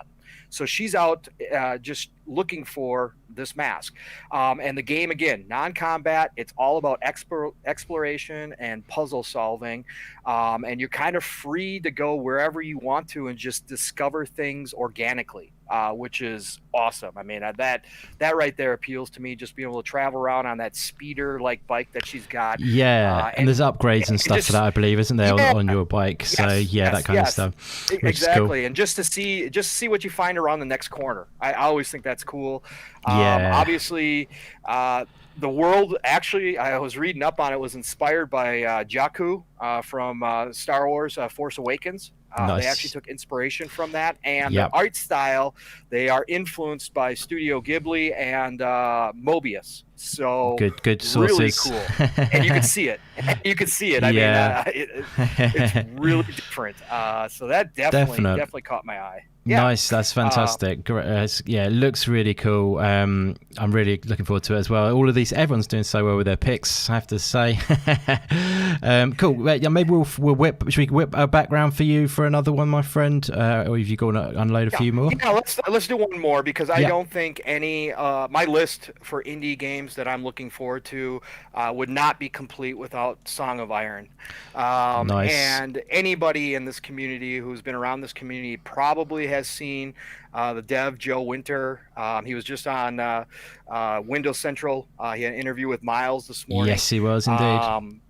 And just a great guy, human being, just an awesome dude. He is indeed. But the work he has done and put into this game is phenomenal. And again, who doesn't like Vikings? I'm sure there's some people out there, but Vikings are all the rage. And the atmosphere that he's created, the style that he's put together in this game is just overflowing. I love everything he's done now that he's added multiple weapons, and just really honed in on the mechanics behind it. I played the demo, and it impressed me as much as the videos did. So I cannot wait for this. I think he said today that he's still shooting for summer of this it's year. kind of a window of the middle of this year, I think is what he's saying. Obviously it's a single dev. It kind of makes it difficult, like he was explaining. You never know what's going to pop up. So... it's funny when he said that, when he said like his computer might break or he might get ill for a week. That's a big impact. Right. Right, exactly. But also on top of that, I mean, for a while there, we were only seeing really like the forest scene, that whole first battle where you meet up with the troll at the end. Yes. And then he showed a couple more videos now where he's actually expanded the environments, and they look just as stunning as the forest does. So that really has got my excitement and hype level up as well. I mean, you got snow, you got mountain traversal, really, really good stuff here, and I'm really looking forward to that. Definitely. And you know how this much is also like one of the games, like it's just that 2021 is going to be such a good year, because I totally forgot about Song of Iron. You haven't watched my channel enough. And now I'm looking it's all over my channel. Oh my god, this needed to be on my list. No, there's so many games, like Indy's been saying, and like we've all been talking about. It's overload at this point when you think about it. I mean, and these are just the indies. I mean, it's crazy. Exactly. It's exploding. Yeah, it's crazy. It's definitely true. Don't worry, I won't hold it against you there. ItsDair, my friend. I have done an interview and a playthrough of the demo on my channel, but don't worry. I saw that. I've seen the videos you've made on Song of Iron. I'm only playing. Don't you worry. There's a lot of things to be done in the day. It's tough. But exactly. Fantastic picks there with all of those you stole. Everyone's stealing all my picks, but that's all good. I'll take that. It's fine.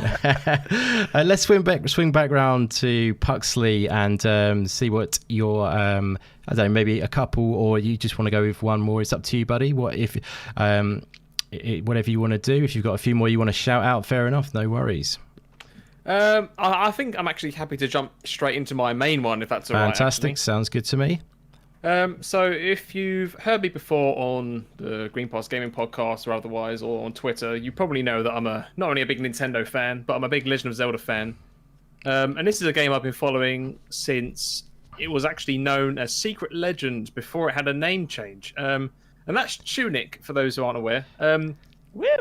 This is I tested that, definitely. I mean, this is another game, again, made by one guy, has that love for the Legend of Zelda, or at least trying to get that vibe. There has been a lot of games over the years, which, like indie games or otherwise, which try to pick up on the Zelda formula.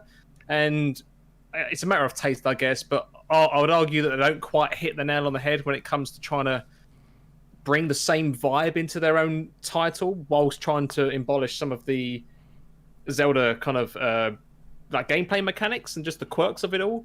but this is a game which is, again, just looking at the trailer and some of the gameplays as well, that it's definitely a labor of love. I love the art style. I love the low poly textures, the sound effects, the music, the main character as well. I mean, we see a fox characters exist in quite a lot of titles as the main character. Yeah, funnily enough. I don't know what it is. Again, like Super Lucky's Tale, for example, is another small game that I love, and that uses a fox, and there's other titles with it. But it's just the way that they've done this, and how the game still feels really mysterious as well. Like this part here of the trailer now, I hope my voice is in sync with what we're seeing. Like, is at the top of the tower, and you see kind of like the black dog-like figure with the big wings, and it's just like, whoa, what the hell is this? There's a bit more to this now. It's not just running around in the woods or the forest slashing bad guys. Actually, there seems to be an overarching story with it. I really can't wait for this. I say I've been following this the last 3 years, and what I really hate the most though is the one weekend when they had that demo released was the one weekend when I was actually away that weekend, and I could not even try to play it. Oh no! Yeah, it was so good. Always, yeah, we both played it. I was devastated. But it's not just good, because the combat was really tight, but it was actually quite difficult. Like, it doesn't look difficult, but when you played it, it sort of had the Hollow Knight combat feel to it. Like, when you failed, it was because of you and not because of the combat. I really like that. Definitely. Yeah, so I can't even feel that same expression, Cause that's good to know, to be fair. I mean, I've followed the development quite a lot. I know you've got like the locking systems now, like the lock-on system, and like the boss battles here, smashing parts is quite a typical thing to get hearts and coins or money, whatever the currency is. There's a stamina system as well with the combat implemented. So I really enjoyed playing it. It was, just to rub it in that we both played it. Oh, thanks for that. Yeah, I appreciate that. That's all right. No worries. Check out my video. And this does. Yeah, both of us. Yeah, fingers crossed. I was really happy to see this when this was revealed. Was it 2019 at E3 when it was on the Xbox showcase there as well? Was it 20? I think it was even before that, actually. I think it was 18, maybe. Yeah. Right. Or was it? Even when I saw it then, I was just like, oh my god, this game I've been watching for so long is actually on the big screen, along with some of the other ones we've all mentioned. So I really cannot wait for this. And I really hope that, given how long it's been in development for, because I think Andrew Shouldice, who's the main developer of this, I think he had 9 years of experience working with EA before he went. Interesting. I didn't know about that. Full time. So that's good. So I think there's a bit of experience behind it, and you can kind of see that, I would argue. Oh, yeah. It's also made in the Unity engine as well. So I know sometimes you hear Unity engine, and some people kind of shrug at that idea, because I think a lot of people have seen a lot of games with the Unity banner on there, and then they've not been that good. So people seem to just assume that the engine is bad. Yeah, it's funny that actually it's just a lot of people. But it's Danish though, so it's good. There's a ton of great games in Unity, the Falconeer and that. Yeah, exactly. Yeah, I've got some experience in the engine myself, so I know that it's got a lot of potential there. And it's just great to know that, like, just colourfully and artistically, it's just phenomenal. I really cannot wait to play this game, and I really hope it does come out this year and doesn't get pushed back into 2022. Interesting to see if it will. I don't know why that video keeps popping up on that after I play that one. Sorry about that, guys. It's so much hype for Tunic. It's what I would say probably the most hyped game in the indie space. I would potentially hazard a sort of statement on that. But yeah, it looks fantastic. It's for good reason as well. It does look so good. I've just done a quick comment from Shiznam Elite in the chat as well. That says about Ori and the Blind Forest and the Will-o'-the-Wisp. But yes, that was also made in the Unity engine. So it just goes to show that when it's in the right hands, that you shouldn't knock the engine. It's all down to the developers and the skill and the love that they put in at the end of the day. Yeah, and Hollow Knight as well, surely. Hollow Knight was in. Hollow Knight's another one, yeah. There we go, guys. There's a really large pile of trash from made in Unity as well. that is true, yeah. But I think this is the weird thing, though, just not to diverge too much, because I think with the Unity engine, unless you pay for a subscription service for the engine, you have to have that banner on the front. Whereas with an Unreal Engine, I believe it's the opposite way around. Like, you have to get them to give you permission to put Made in Unreal Engine on the loading sequence, I believe. It's a Right. very weird way that they do that. That is So interesting. I think that's the main reason why, as you say, like there's a lot of trash, so to speak, which people make in the Unity engine. And I think that's what people seem to have this perception that as soon as they see, oh, it's made in Unity, oh, it's probably not a good game. It's like, no. It's nothing to do with the engine. It's to do with the skill and the time and the love that the developers put into making these titles, which makes it. That is exactly true. That's definitely true. You know, it's what you do with it. Essentially, you can have the best tools in the world, but if you don't implement the best, creative, ideas and stuff like that, it probably won't turn out to be much good. It's like people who buy the best golf clubs who can't play golf. Exactly. But yeah, so I just want to quickly say that was a great pick, by the way, Tunic, fantastic. Just want to shout out a few people who have popped into the chat and thank everyone who's coming by. I hope you're enjoying the show, guys. Be sure to let us know your top picks of indie games you're looking forward to as well. Just want to shout out Fun Speculation. It's great to see you, Mav. Thank you very much for popping by. Cyber Gunter still here. Thank you so much, bro. Shizno Elite, always a pleasure, my friend. Thank you for hanging. Stubbs Gaming, awesome to see you too, buddy. It really is. And it's great to see Xbox Jesus in the house too. Thank you very much for coming by, bro. Hope you're doing well. And yeah, thank you everyone else who's hanging out with us. Like I say, be sure to hit your most anticipated into the chat. Actually, I feel like some of you might have done that I missed. Let's have a quick look. I think, funnily enough, one of you guys mentioned a game which I was surprised to see, which will be coming up in a minute. I think Shizno said Atomic Heart he was looking forward to, and Stray, and Turnip Boys turned up in the chat. Interesting. Yeah. That's my hidden gem. That's a spoiler alert. Oh my god, is it not that hidden? Yeah, I was really surprised to see that. I actually feel really bad for Infinite because he just left the chat. Oh, did he? Oh, really? He was the one who was... Infinite anyway, pops out in the chat. Good stuff, buddy. But yeah, like I say, whack them in the chat, guys, if you have any others which you want to. I'll be sure to read those out. But getting back round to yourself, ItsDair. Let's go with that hidden gem of yours, shall we? The hidden gem with probably the best name of 2021. It's Turnip Boy Commits Tax Evasion. And I mean, that's just like we had the really serious games in Endling and Seasons, and I guess the Stray one was also quite serious, it looked like. But then this is the other part of the spectrum of indie games. It's just stupid and silly and wonderful. And you're playing as Turnip Boy, who is trying to bring down a corrupt vegetable government and evil capitalist swines. And that is literally pigs, that is evil capitalist swines. And because you don't want to pay your taxes, swines. because why should you when the government is corrupt? And it's this Zelda-like adventure that apparently has multiple endings depending on how well you commit tax evasion. So that's really interesting. So bizarre, but I love it. It's so bizarre and wonderfully silly, and I love it. I haven't noticed it. Like, I found out about this game for like 2 weeks ago, and I just want to play it so bad. Nice. Actually, this was one I hadn't even heard of myself, if I'm completely honest with you. It looks very much like another game which is on the way there, which is Garden Story. Do you know that one? Yeah. It's got a similar look to that game, which maybe you'll be up your street as well. Lovely pixel graphic, and this is actually quite funny that we got Garden Story and then Turnip Boy. Like, it's two vegetable themed yeah, exactly. coming out at like sort of the same time. It's so weird. That is strange. It's like when Finding Nemo came out, and then DreamWorks had the Shark Tale. Yes, yeah, that's the thing. Good things always spawn other good things, and that they can be inspired by it, don't they, or whatever. But I love that. I love it. It's really quirky, and that is, like you say, it's a good.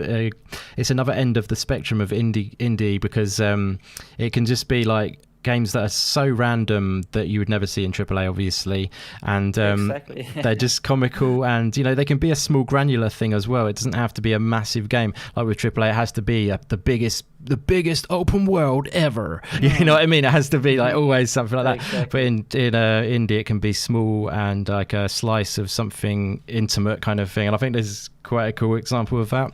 And it's got that comedy twist to it. Yeah, I imagine this one will be one you might stream potentially, will it? Or you'll be checking out on your channel, I think maybe? most likely, yes. Yeah. Brilliant. Yeah, that's a great pick for your hidden gem, my friend. Lovely stuff. Okay, so moving on to Luke. Have we done all yours, Luke? I can't think now. Or are we? No, I've got a few. Sorry, my friend. It's all right. My hidden gem one, which to you, Indy, is not hidden. Played it. And during this conversation, I've actually just bought into the early access myself. So nice. And so it's a little bit of a cheat because it actually came out last year on early access, but the full release is scheduled for this year. And that's a game called Proteus. Yeah, and that's on screen at the moment, guys, if you're wondering. Like all of the games are coming up on screen as we speak about them, in case you didn't know that already, just to clarify. And it's essentially a throwback to the 90s shooters, particularly Doom and Quake, etc. But it's using a modern engine to achieve that. Yeah. So it has this really old school look, but married with really kind of up to date, modern looking visual effects, etc. And it just looks amazing. I really think it just nails the art style and the visual design, and then it looks graphically impressive, even though it's using a retro kind of format.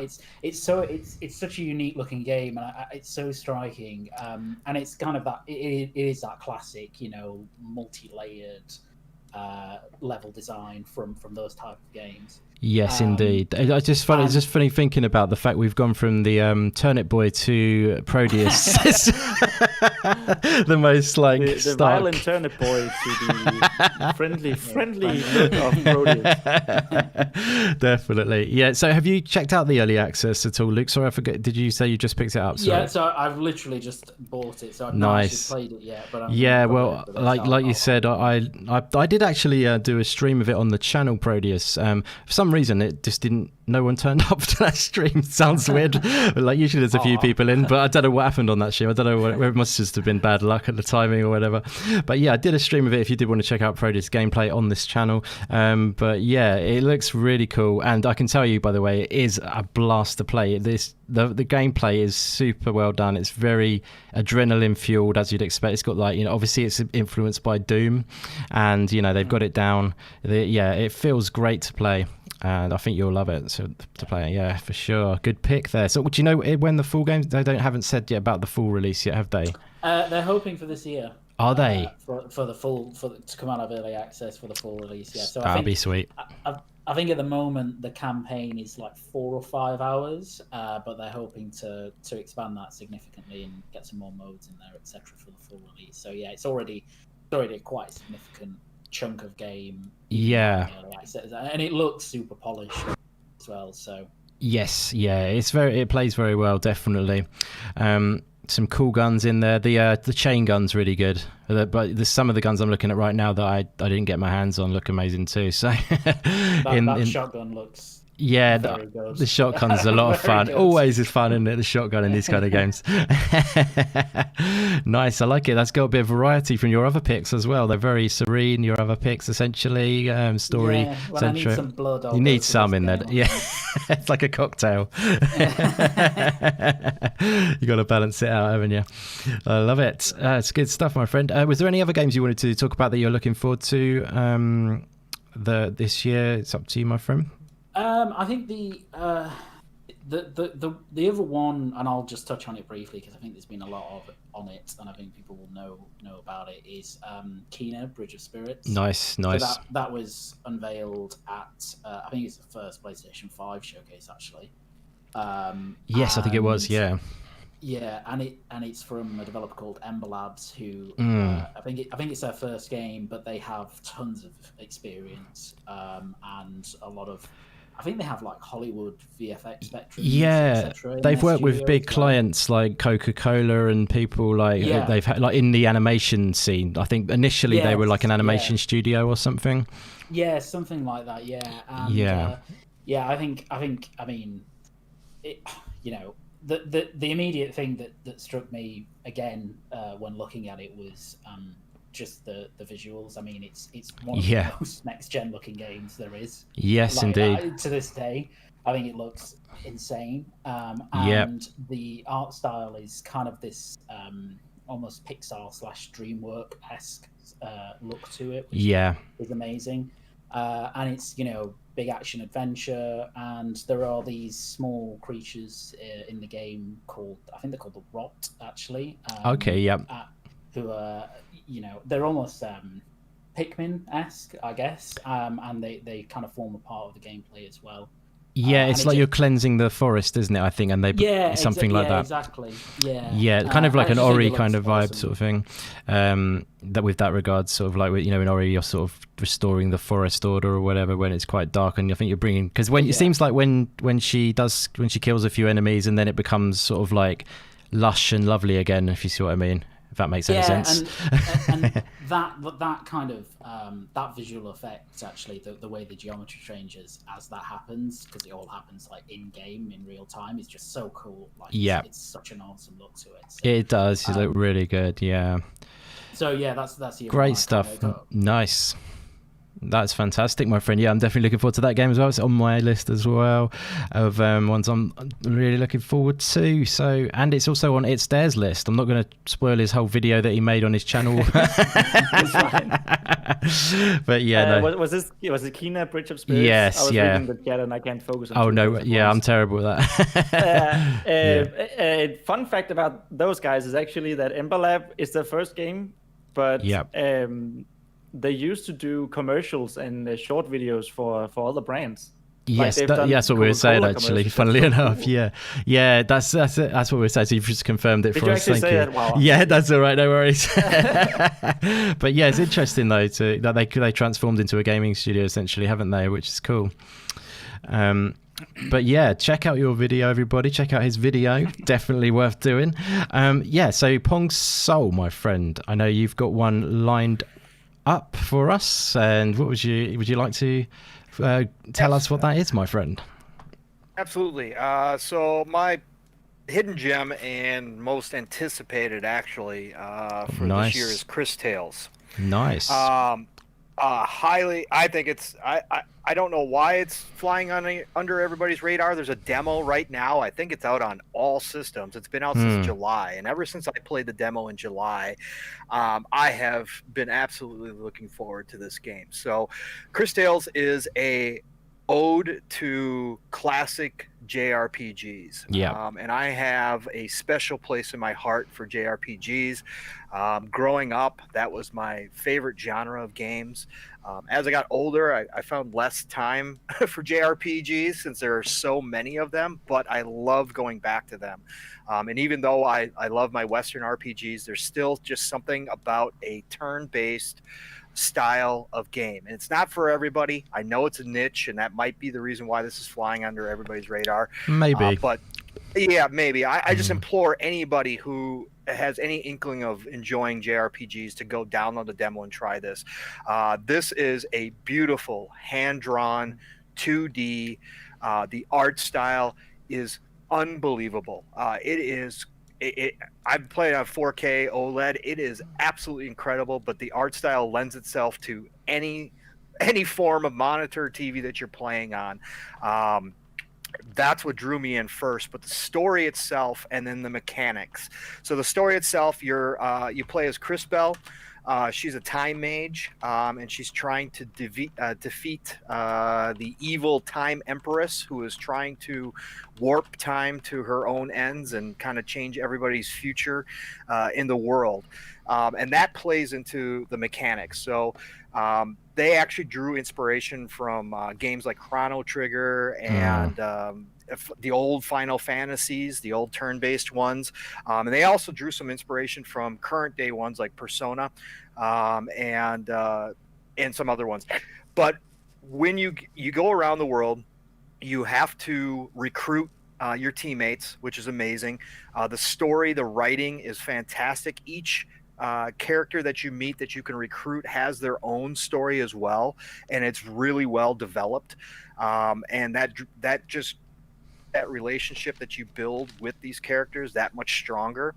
And then when you're in battles, it is a basic turn-based style. However, one of the coolest mechanics that I've seen come along in a long time, and I know it's been done in other games in various forms, but you actually can control time. So when you're fighting an enemy, you can actually go to you could warp the time. You can actually warp the time for the enemies, and then draw upon the past, and actually attack in a different way, which affects the enemies. It's crazy, it's cool, and it's awesome. Unique and as also well. very unique. And then obviously that comes into play too when you're making decisions within the game. You can actually go back in time, and this is all in real time as on the screen. You can see, you can look into the past.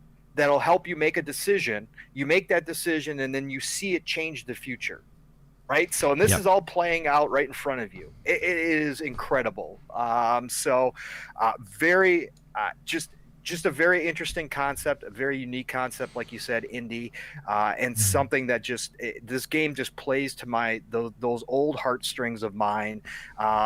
Whenever I jump into it, and I've jumped into the demo. I actually jumped into the demo a couple days ago again when I was going through my list, and I'm like, you know what, I should jump back in there again and see if I still feel that same, like, this is my most anticipated, and it really is. Nice. It's my most anticipated game. Yeah, I can't wait. That is awesome to hear, my friend. Very well said. Again, very comprehensively and detailed, and I loved it. I mean, I was gonna pick up if you didn't mention the time mechanic, which is very interesting. But you are very good at covering it, my friend. No, I love the passion for it, and it's a great pick because I played the demo as well. Actually, the one when it was, it was on the Xbox store. It came on at that time. I think that's when I checked it out. It was quite a big demo, actually. But it was. I really enjoyed it. I don't usually get into turn-based as much, to be honest, and I actually enjoyed the turn-based combat. I think the past, present, and future time mechanic thing is very interesting, the way they do it, and it's like you say, you do certain things in different settings in real time. Like, I think there was a bit where I had to rust the armor on them by putting water on it and then going into the future, and then it's rusted, and then I can attack and kill. So things like that, which are quite clever. And just look at the animation. I mean, it's beautiful. I was gonna say, the video, it's just incredible, stunning. It looks like a really cool Cartoon Network show. Like, sort of like in the style of Samurai Jack or something like that. The cutscenes and stuff. But the game, when it plays too, it blows my mind. I love it. Yeah, it definitely should be on more people's radar. It's a great pick, buddy. Really enjoyed what you had to say about that one. Fantastic. Okay, guys. Is that everyone's on that? Am I missing anyone's final choice on that? On best? Is there any others you wanted to add? Maybe Pong Soul, or are you happy with that for your top picks? Actually, Puxley already touched on it, but I think it's everybody's 12 minutes. Lovely. It's just, again, it's a game that's not usually in my wheelhouse a lot, but there's certain ones that just hit, and that trailer. And obviously with the acting and obviously what the writing's going to be. And then as I looked into the dev, he was inspired by Stanley Kubrick, which I love his films. Just knowing that, and obviously reading up a little bit on exactly what it is, and obviously the husband finding out that the wife's pregnant, and all of a sudden this police officer shows up at the door and accuses her of murdering his father. Like a year ago. It's a crazy story, actually, when you actually read what it actually is about. In a good way. It's not Colonel Mustard. I know Puxley was saying it looks like you, but it's actually a police officer.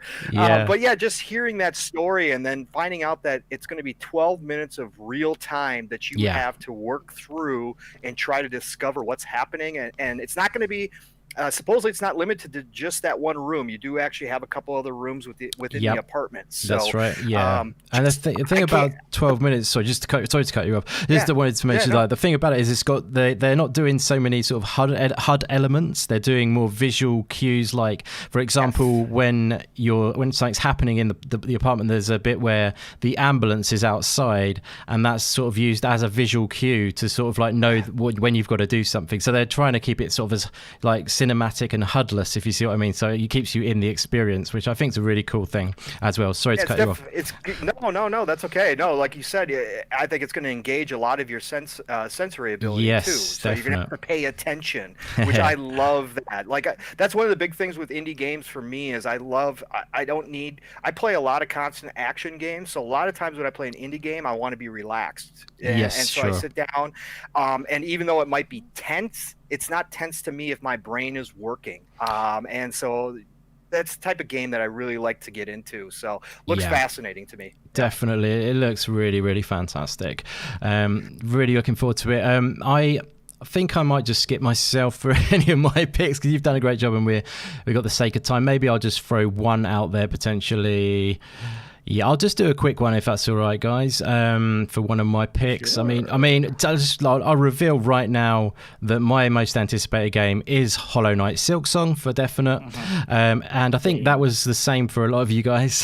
I just want to maybe kind of just mention one or two just real quickly, and that I think the first one I'll probably say about which hasn't been mentioned is a game called Last Stop. And that is I think that one's that's definitely going under the radar for the moment. It's being made by the people who made Virginia, which Variable State. It's on the screen at the moment, and it's just come up as that as well. But yeah, so basically it's like a narrative-driven game set in London, quite quirky. It's got like a supernatural story going on, and there's 3 narratives which take place, and they become interconnected and sort of like overlap into an intertangled narrative, if that makes any sense. So yeah, 3 narratives which come together, and it's quite interesting. I just really like the concept. It's definitely heavy on the narrative. It's an Annapurna published game, so it's definitely one of their style games, if you see what I mean. They are good with those kind of games. But yeah, it's always a stamp of approval when it's from Annapurna, when on the publishing side of things. But yeah, like the people who made Virginia, that's a great developer as well. So yeah, Last Stop looks really, really cool.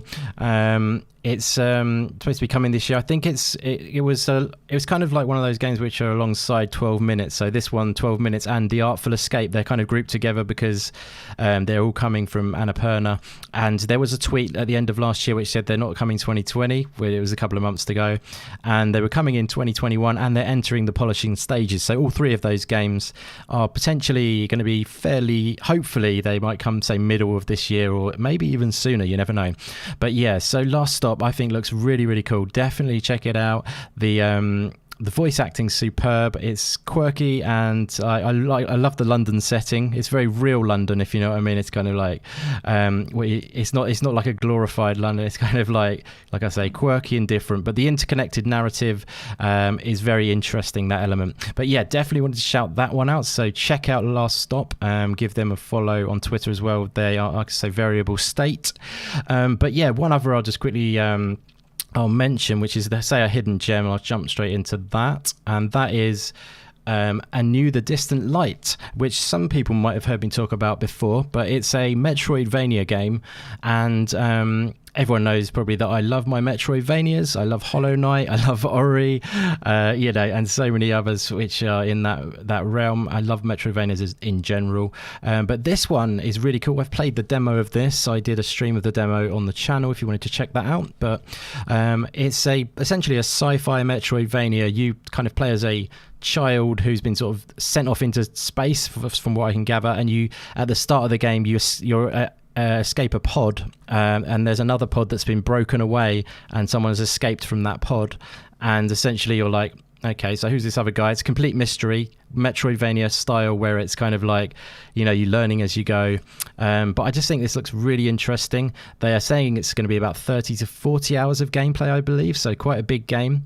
And it's only been made by, I believe it's two or three individuals making up the team of Resonator. But yeah, I think this game is going to be a real special one, and definitely deserves so much more attention than it's getting. It's got some really cool elements in it. It's, you know, anything with like those Metroidvania elements where you gain, you know, the double jump and you gain all the abilities as you go. It's always appealing to me. But the aesthetic is really cool. I quite like the 360 degrees sort of shooting thing. There's vehicles. There's like mechs you can board. It looks and it plays, I can tell you as well, awesomely. And from the demo, and that's an early access demo that I played, so yeah, I'm really looking forward to Near the Distant Light. Just quickly, guys, I was interested to know if you've heard about this game and what you think of what you're seeing, if anyone wants to jump in on that. Well, I really like the it looks like you're traveling to different planets, and depending on the size of them, it looks like you're sort of running around the planet. Like, yeah, there's a clip, and it's not a planet but an asteroid field where you jump into the asteroids, and you sort of run all the way around the asteroid, and it looks like there was another planet that was a small planet that sort of had the same idea. I really like that concept. That's super. It's very cool. Yeah, in the fact cool. that it's like that Metroidvania. I think there's some outer areas like you're saying there where you can. It seems like there's bosses. You know, like they're throwing everything at it in a way. I think it's it just looks really cool to me. Any of you guys wanted to comment on a bit of Anu, The Distant Light? Just to clarify, that's ANEW, The Distant Light. Check it out, guys. Any of you guys want to talk about this? Have any of you guys seen this game before? No, I haven't actually seen this before, but it looks fantastic, actually. Nice. Right up my alley. I think it looks... I really like the kind of how dynamic a lot of the 2D backgrounds are in this. It makes you feel, unlike some of the shots that are going on where it looks like, you know, it makes you feel really small in comparison to the universe around you. Yes, definitely. And yeah, it looks really nice, so that's kind of on my radar now. Awesome stuff. That is awesome to hear, my friend. Because I know you're a Metroidvania fan as well. So yeah, that is fantastic. Well, we will skip Pong Soul because I know you're not so much into the Metroidvanias, my friend. I gotta say, all the different environments though look stellar. I mean, it looks like it takes you a bunch of different places. I like that. That looks great. Awesome stuff. That's great stuff, buddy. And Puxley, is this up your street, my friend? I'm not too sure, if I'm perfectly honest. I mean, I know I just saw Fun Speculation ask me that if I'm into Metroidvania, if I played Strider as well, which is maybe a bit similar to this, but visually, it doesn't grab me immediately, if I'm perfectly honest, but it's something I'll definitely give a go. That's probably all I can really add. That's fair. Really. That's totally fair enough, buddy.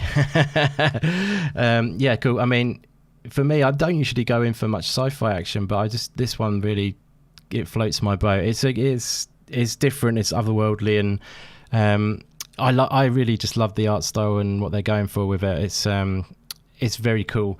But yeah, no worries. I thought I'd just put that one out there instead of going through all my list and stuff. I think what we'll do is we'll move on from there, guys, because of time reasons. But we got some awesome picks there from everyone. Like I say in the chat, just let us know if there's any games you're looking forward to, or if there's anything you've seen that you've enjoyed seeing.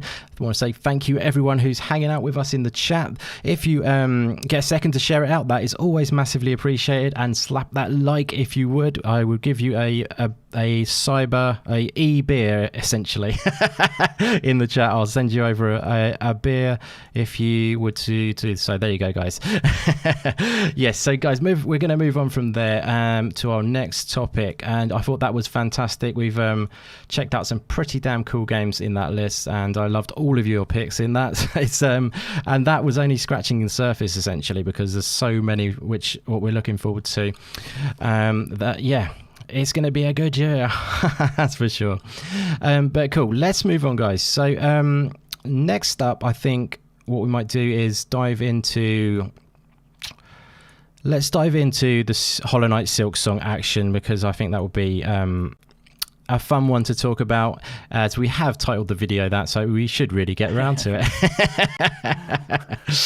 it. But yeah, so obviously, guys, Hollow Knight, Silksong is on the way. We recently got some news on it, kind of anyway. Not the kind of news maybe that everyone was hoping for, which is a solid release date.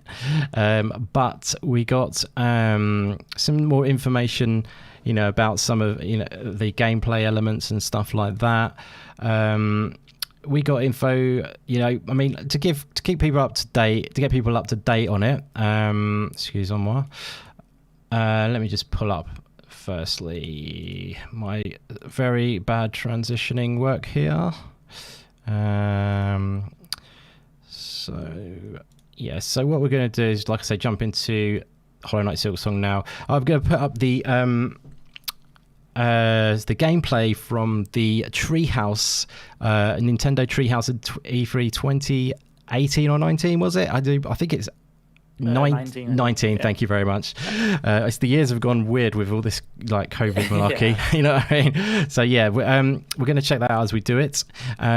Which has been the last sort of big bit of chunk of gameplay that we've seen. But to get people up to date, obviously on Hollow Knight Silksong. The game obviously is the sequel to the incredible Hollow Knight, which is probably the indie darling, which is probably one of the most celebrated indie games on in the indie scene. So fantastic. It's looking amazing. It's going to be set in a different world this time, known as Farloom.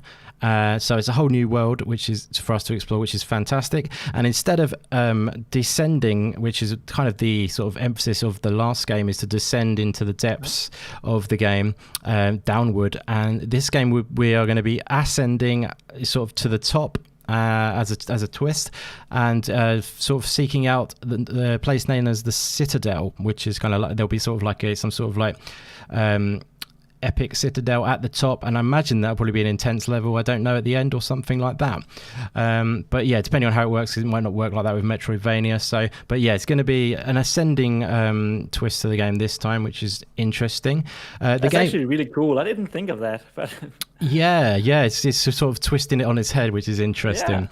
Yeah. But yeah, this time obviously the big thing we're going to be playing as Hornet instead of the Knight, like we did in the first game. And Hornet's playstyle is a lot different to the Knight. It's a lot more acrobatic and agile, I would say. You can run, you can sort of sprint, and you can do all kinds of jump moves and stuff like that. But yeah, and they're also, with the game, you're going to be starting out in a sort of tried and tested Metroidvania way, where you're stripped of all of your abilities. This is what I can glean anyway, because in this trailer we're seeing at the moment, you have been captured, and it seems like that's quite a sort of unexpected sort of turn of events for Hornet to be in a cage and sort of like vulnerable in any way, because she's a very powerful character in the first game, as you will know if you played it. But yeah, in this game, sort of it looks like you have been stripped of your abilities. You're going to have to sort of build up your sort of skill set as you play the game in a normal Metroidvania way. But yeah, so there are also, I'm just going to go through a few more things just to give you a sort of like, so you know where we're going with it, guys. So there'll also be new sort of elements to the game, like you'll be having crafting in the game this time. So you'll sort of craft elements, and there's a different currency. There's also silk is the health bar instead of like soul. There's some different twists on the game, which make it quite a bit different. And there's also some side quests in this game too. Like I say, it seems like a much more faster paced combat style. They did say there's a slight lean towards combat over platforming in this game, but there still obviously will be a lot of platforming involved. But they did say there's going to be quite a bit of emphasis on the platforming. And another thing is that Hornet is can actually speak in this game, which is different to the first game, because the Knight didn't speak. So right. And actually watching your video, ItsDair, you mentioned that the lore was very buried, and that was definitely true. And it was you had to sort of look up the lore to find out if you wanted to learn a bit more. You had to look it up after, didn't you? Basically. So I think that could be an influence on this game, but the fact that she can speak, basically. I don't know if you're going to have options to choose like RPG style what you say or anything like that, but probably not. But I think that the fact that she's a voiced character instead, I think that might add to the mystery, maybe take a bit of the mystery away from the lore. It might make it a bit more easier to understand, essentially, is what I'm saying. Yeah, a little less obscure. Exactly, yeah. A little more in your face, But I do hope that it's gonna be subtle lore, that it's not there in the face of you. Oh, definitely. I don't think they would ever do that. Team Cherry are very much like they like to respect the gamer, don't they? And they sort of let them sort of understand the world, which I definitely think it will still be, but it might often influence the fact that you're going to have more conversational stuff. But yeah, there's a lot to this game, which is, I mean, obviously I just cannot wait. It looks amazing. It looks a bit more vibrant, maybe. The worlds as well, because Hornet is a slightly larger character, that actually had an impact on them making this a full game, because originally it was going to be a DLC added on, and this turned into a full game itself. And that one of the reasons for that was because Hornet is a little bit of a larger, and her playstyle is quite a bit different, so they had to make some of the areas a little bit more spacious so you can do certain things, so it wouldn't have fitted into the other game, which I think is really cool, because the Knight is a very cool character, but he's Diddy and he's different, but I'm really excited to check out what Hornet has up her sleeve, and I'm sure it's going to be wicked. She was an awesome character in the first game. But anyway, guys, let's get into what you think about this. I mean, let's just start by maybe your experiences with Hollow Knight, and are you excited for Hollow Knight Silksong, and some of the things that have come out about it so far. And at the end, I might ask you just for fun to predict what the date of release will be, and we'll have it time capsuled, and then we'll see who is closest. But yeah, starting off with, what's your experience with Hollow Knight, the first game, and are you excited for Silksong? We'll fire that straight at ItsDair. I'm sure you would love to answer that. All right, yeah. I played Hollow Knight on my channel, actually, when I was live streaming some of my Let's Plays. We did that, and it was really, really fun, and it was amazing. And I think I played it like 2 years after it came out. Right, sure. Because it was like this game that I heard everyone talk about, and I was like, okay, well, maybe I should actually try it. And yes. It was amazing. It was my first Souls-like experience, I think. So I kind of got to show everyone how bad I was at video game. Yeah, that's the worry. That's the worry I always have with streaming Hollow Knight. It's kind of like, you know what I mean? but just the whole. I haven't played a lot of Metroidvanias before. It's not that I dislike them or anything, but just I haven't played them. Sure. So I kind of experienced the whole getting to explore the world like you do in Metroidvania, because it's very, even though you can go everywhere basically, it's still linear. You have to get double jump to go up here. You have to get another movement ability dash to go or something. Yeah. It was really fun and cool to experience that in such a good game. It was just so solid, and like you couldn't. I mentioned it with when we talked about Tunic. The combat is so tight. The controls of Hollow Knight is so tight that you messed up if something went wrong. And exactly, yeah. I remember. I think my worst experience with the game was when I encountered the broken vessel in the dream state. Oh, nice. Yep. Yeah, and on live stream, I went 1.5 hours over what I wanted to initially, and I ended up dying 89 times without getting him. Sounds all right to me. Not too bad. Oh, you didn't kill him in the end, though, right? I didn't kill him, and then I was reading, because I didn't want to read tactics on stream. And then I read up on him afterwards, and someone on the wiki suggested that you use the charm from the Dung Defender, so it kills the little guys, and it was like I took him out in 2 tries on the next live stream. So that was pretty funny. That's the thing. That's why I say the risk of doing a Hollow Knight live stream, because sometimes it's a very tough game, and it's sort of no shame in looking up sometimes tactics on Hollow Knight, if you know what I mean. Exactly. It's not like another game where it's a story-based game and you're just going to look up the route or whatever. There's no point. You shouldn't do that. But like, it's tactical and skill-based. So, but you've enjoyed Hollow Knight, the original, quite a bit then. Oh yeah, very much. And I also enjoyed, after playing it, I I'm the type of guy who can spend hours on wikis just going through lore and yes, me too. Going down the rabbit hole, and I definitely could do that with Hollow Knight. Yes.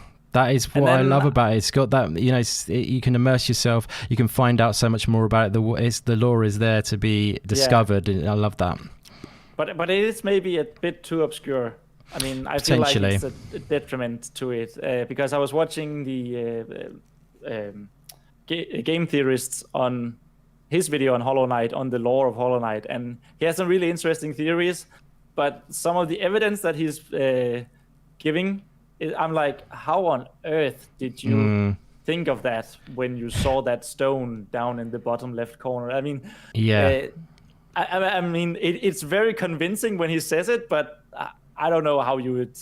I know what you mean. I do know what you mean. Like, I watched Mossbag and that, and you know he does big lore videos, doesn't he? I don't know if you've ever watched him. I don't know him, but maybe. It's one of the big Mossbag, and Rusty as well is quite a good Hollow Knight channel. Yeah. But yeah, there's lots of lore out there, but yeah. So you're excited to try out a bit of Hornet action in Silksong? I'm very excited, and I mean you already mentioned it, but I'm very excited about the prospect of we have to fight with Hornet style because Hornet was nimble and acrobatic and didn't hit necessarily very hard, but she was difficult to dodge, and where the Knight was more small and sturdy. Yeah, it's true. Combat. Yeah. And I also like, from what I can see, both from I saw a video going into tonight about the Esquire interview, where they talked about how Hornet, at least Hollow Knight Silksong, is more, you choose your play style with her through the quests and crafting and so on. Yes, that's interesting.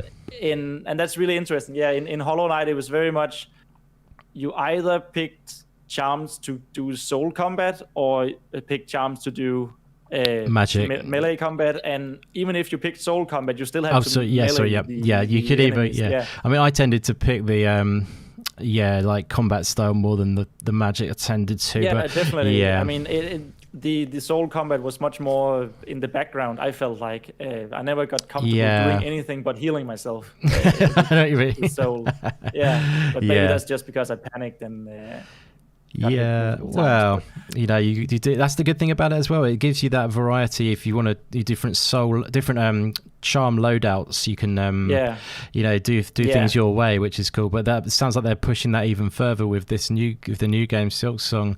You can make it even more adaptable, and definitely, potentially even more people, because that's quite a few people. Like, I mean, obviously, so many people regard it as one of the best indie games ever made, and you know, but like, there's in the podcast community, maybe in our community or whatever. Strangely, nothing against anyone, but like, you know, there's quite a few people who haven't sort of got into it. I don't know why that is, really. I mean, I know that the first 2 hours may be a little cold feeling, and you know, it's unforgiving, obviously, but also I was watching the Game Grumps play it, and much to my dismay, they stopped playing after like 4 episodes. Exactly, but they were just so confused as to where to go. I know what you mean. And I can definitely see it when I see them play, you know, and I feel like, I hope, and it, from the sounds of the recent interview, that's something they have been thinking about. Like, you get into I think you start in Mossgate Garden or something like that, and then there's a little bit more handholding. You have to go this way before we open the game up for you. Exactly. Yeah, but it might be a good idea, because there are quite a few people I have to sort of explain it to, that you need to do this to get going, if you know what I mean. It's almost too much. You have to, you know, they embrace the exploration too much in Hollow Knight. Yeah, they do that for a reason, don't they? So that you feel that true sense of discovery, I believe. But at the start, maybe it's a little much for people, because you just, you know, get to Green Path, and once you've beaten Hornet, you are then away, in my opinion, and you get the idea. But it's a tricky one. It's because they're being true to their vision, aren't they? I think, and that's why they did that way. But maybe it will be something they'll address in the new game, though. I hope so. It looks like, and that's why I'm so hyped about it. It looks like it's doing what Hollow Knight did and then perfecting it. You Yes. know? They're not reinventing the wheel. They're doing what made the wheel so great that they're just putting more stuff on the wheel. Yeah, exactly. Yeah, but keeping it true to their vision, their original vision, but also just like you say, because I think it's the best of both worlds in that way, definitely. Yeah, and maybe we'd say to you now then, let's hear your just for fun. What is your prediction of the release date of Hollow Knight Silksong, my friend? I think sometime late fall. I think if they are releasing this year, they want the Christmas sale. Yeah. Okay. Cool. Nice. And that's very corporate way of looking at it, but it's just I see what you're saying. Important date. Definitely. That would make sense. That goes in against the AAA market, but they've got their own audience, haven't they? At the end of the day, I don't think they'll be worried about any of that, to be honest. So if you can give us an exact date just for fun, and then it's obviously just a fun game, but if someone else says the same, what month and what day and what month? Mid-November, so 11, 12, 30. 13th November. 13th of November. Let's lock it in. Yeah. No, it sounds good. Brilliant stuff. Cool. Was there anything else you wanted to say about Hollow Knight Silksong, my friend? Or is that all you covered? I feel like I've been talking for a while. That's good. Let's move forward. That's good stuff. I never know sometimes. Brilliant. Okay, let's move on. I'm gonna jump back to Puxley because I accidentally missed him out this time. So Puxley, my friend, we are big Hollow Knight fans, me and you. We've talked about it a lot. You won my heart by being a Hollow Knight fan, but obviously being an awesome guy as well. And that was one of the reasons I couldn't resist getting you on as a regular. But yeah, so what's your relationship been in with the original Hollow Knight? Are you looking forward to Silksong? And what do you think of all that stuff I rambled off a minute ago? And I can reiterate if you wish. No, it's okay. I've actually got a list myself in front of me. Fantastic. It's actually from it's kind of snippets of the main information which came out of the world exclusive Edge magazine interview. Oh, nice. Yep, that was the magazine I was talking about as well. By the way. Kind of goes into some more specifics, but it just kind of that's the recent reveal. What's brought a lot of these videos out recently, which is cool. Nice. Let's hear those, my friend. But before I do that, though, I do actually want to quickly talk about the first game because I've seen a few comments in the chat as well about this, and I do agree. So when you do first play Hollow Knight, it does kind of throw you straight, not the first game, I should say. So it does throw you straight into it. You kind of do that tutorial area at the very start of the game, and then before you know it, you're kind of thrown into this kind of top level town. You spoke to a character called the Elder Bug, who kind of just states that there's a well you can go down and you can explore, but if you go down there, nobody's ever come back up. It's kind of very top level story that there's like this big mysterious city or something underneath the ground. But then I agree that I like the open worldness of it in terms of the exploration. Your hand is by no means held at any point in the game. It is always up to the player to decide where you want to go if you're able to, because of course there's a load of game design roadblocks until you have certain skills or abilities or whatever. But I think is it Green? I can never remember all the names of the places in the game, but Green Path. It's called Green Path, isn't it? Or Green Path, PATH. Path, yeah, sorry. Yeah, so you kind of do the initial beginning bit, and then eventually you go to Green Path, and then you kind of do the first little boss fight, and then the game begins to open up a bit. But I think it can take a good maybe 2 to 3 hours to get to that point if you're so busy looking around and getting used to the combat, because at the very start of the game, you're like, for example, the distance between where you need to be to the enemy and then hit them and not get hit yourself is quite small. And I think there's quite little things like that which can be punishing, or can feel punishing if you're not used to it. Because a lot of games where when you start the game, you're usually protected from getting hit quite badly early on. Whereas I feel like in the first game, or in Hollow Knight itself, there's the stabilizers are not on at all. Like if you're not up close and pressing the button at the right time, you can start getting hit quite early on, and then you can die quite a lot as well, especially if not quite used to that type of genre. And another thing, I love the game, and one of the things in the list that I've seen about Silksong, which is being improved, is about the movement, as you said, how Hornet is a physically larger character than the knight is, and she's more acrobatic. Yes, and she's got more kind of swordsmanship skills that she utilizes that you can use in the game. Yeah. And in comparison to that, I mean, the knight is very.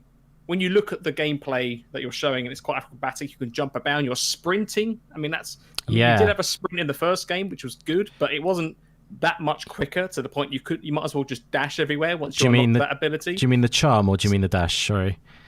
The dash move, sorry. The dash, yeah. So it wasn't a constant, was it? Just a dash. But yeah, I know what you mean. But this one, she seems to sprint across that sort of that fire pit, doesn't she, or whatever, which is in the footage. Yeah, it's definitely a nimble one. But yeah, sorry, carry on, my friend.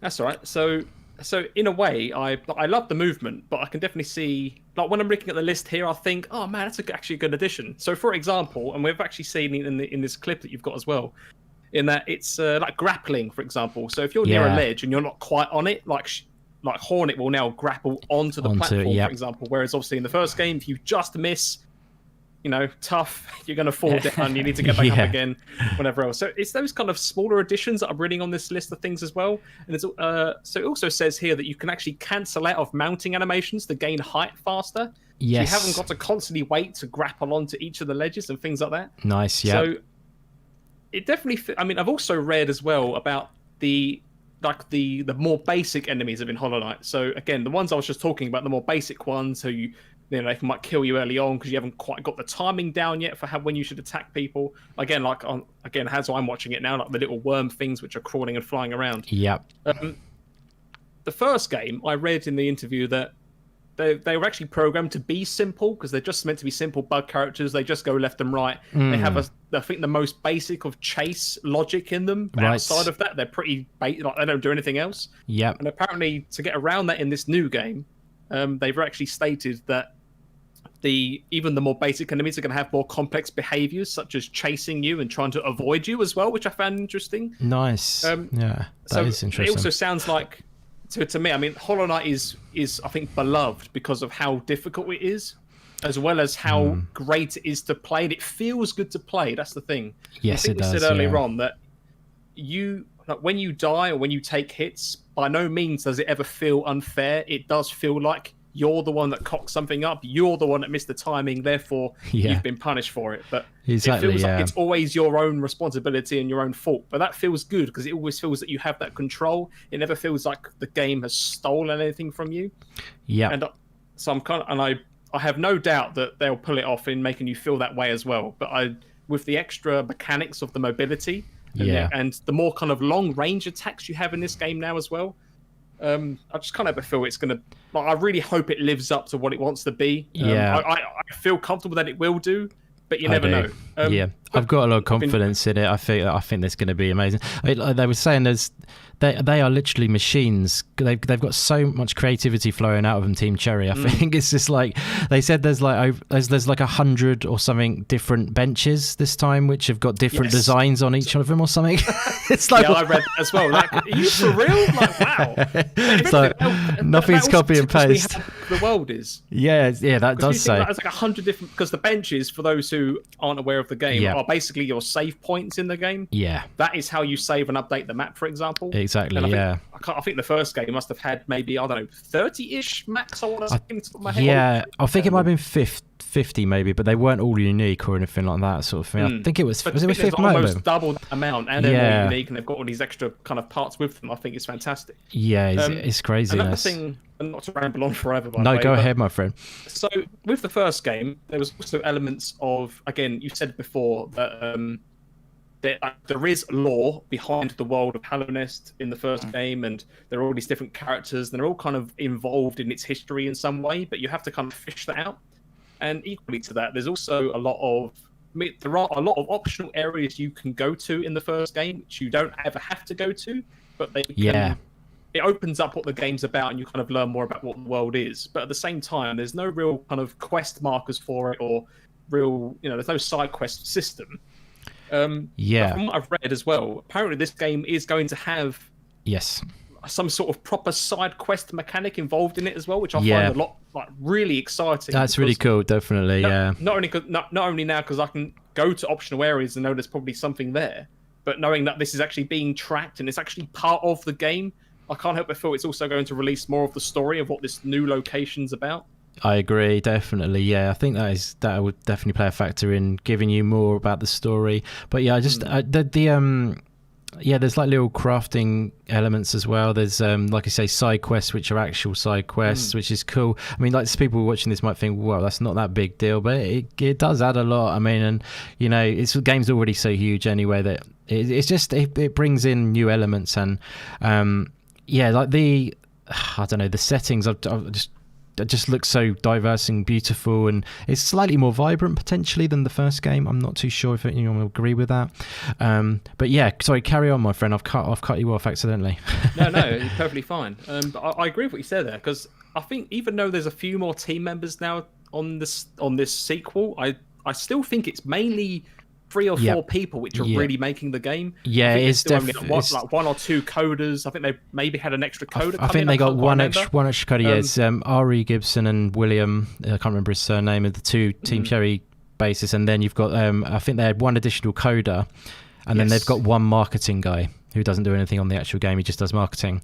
And actually, that kind of leads me on to maybe a little nugget, which is quite interesting, because that marketing guy is called Leth, and he was the one that let slip that the game might be content complete, but then he sort of backtracked on it. So potentially there's a rumor that this game is now content complete. So, you know, I think that could be true. You know, I think it could be approaching it could be. Surely it's this year. Hopefully it's going to be a release. I think a lot of the news and the kind of messages that we've seen is that it is coming this year. Which to me, I mean, again, when you consider that it's a 3-man or 4-man team, let's call it 3-man for the sake of who's actually involved in the creation of it. I mean, then we've got the musician, haven't we? Of course, that is no small feat to overcome. Like, when you look at not just the art style, but because it's one thing to draw in Photoshop, for example, but there's a lot of technical side to just art. You don't just draw these assets and then just plop them in. You have to make sure they're like in the right formats, in the right right sizes, for example. Are they compressed properly? And that's just the art. When you've got the whole coding and how you interact with the world and dealing with the systems. I mean, these are big systems and big things you need to work with and complete. And to know that there's only maybe 1 or 2 people at a time focusing on these big systems, to me, from a technical standpoint, I just find it so much more impressive that they're able to pull this off. Like visually and mechanically, it's pretty sound, I would argue. And yeah, it's super solid, isn't it? Yeah, and they're like the amount of gameplay you can get out of it. There's, like you said, there's loads of areas which you don't have to do. Like there's Path of Pain. I don't know if you know that area in the white. I'm aware of it. Yeah, that's the one to avoid if you don't want to get challenged. Let's just stick Stubbs in there and see what happens. If we get Stubbs. Sorry, that was harsh. I love you, Stubbs. No, it's all good. But yeah, Path of Pain is like the ultimate test of platforming in Hollow Knight, but you don't have to reach that area. But it's in the White Palace, I believe. I haven't done Path of Pain. I've done the White Palace though. So I've done all of. Yeah, I've done like the Colosseum, done all those challenges. Have you done the Colosseum? They're pretty damn cool. I've done most of the stuff there as well, yeah. Yeah, so Path of Pain I haven't done. Do you mind if can we say what the Path of Pain is to people, not to ruin it, but should we just give a bit of information as to what that is? Yeah, go ahead. Yeah, if you like, you go ahead. Yeah, okay, so for Hollow Knight fans and otherwise who haven't done it, the Path of Pain is essentially, it's almost like a half an hour long plus labyrinth of traps and saw blades and stuff. Saw blades and obstacles to get through to get to the end. And I think even then, you then have a boss fight of 2 characters at once, I believe, as well. Yeah. But the one thing, reason it's called the Path of Pain is because there are no checkpoints on the whole journey. You have to do the whole thing in one life, not get hit, and for most of it, you can't even stand on the ground. You have to really master the mechanics of. So one of the things you can do like a downward swipe, but if you're in the air when you do that against a mechanical, what they call those surface, like spinning saw, isn't it? There you kind of give yourself a bit of air time. But you have to constantly combo these left and right. Yeah, you got to muscle the pogo. Dashing. Yeah, the pogo jump thing. It's hell, but it's good fun. It's good. I like that intensity personally. And once you get into the game as well, you sort of really start to get a feel for it. Like it's like as well. That's something that's going to be interesting. That in Silksong there won't be a pogo. You know how when you pogo off their heads, where you hit downwards. Yes. And you sometimes use that to get to different places as well. You can like bounce across and to get to another side or whatever.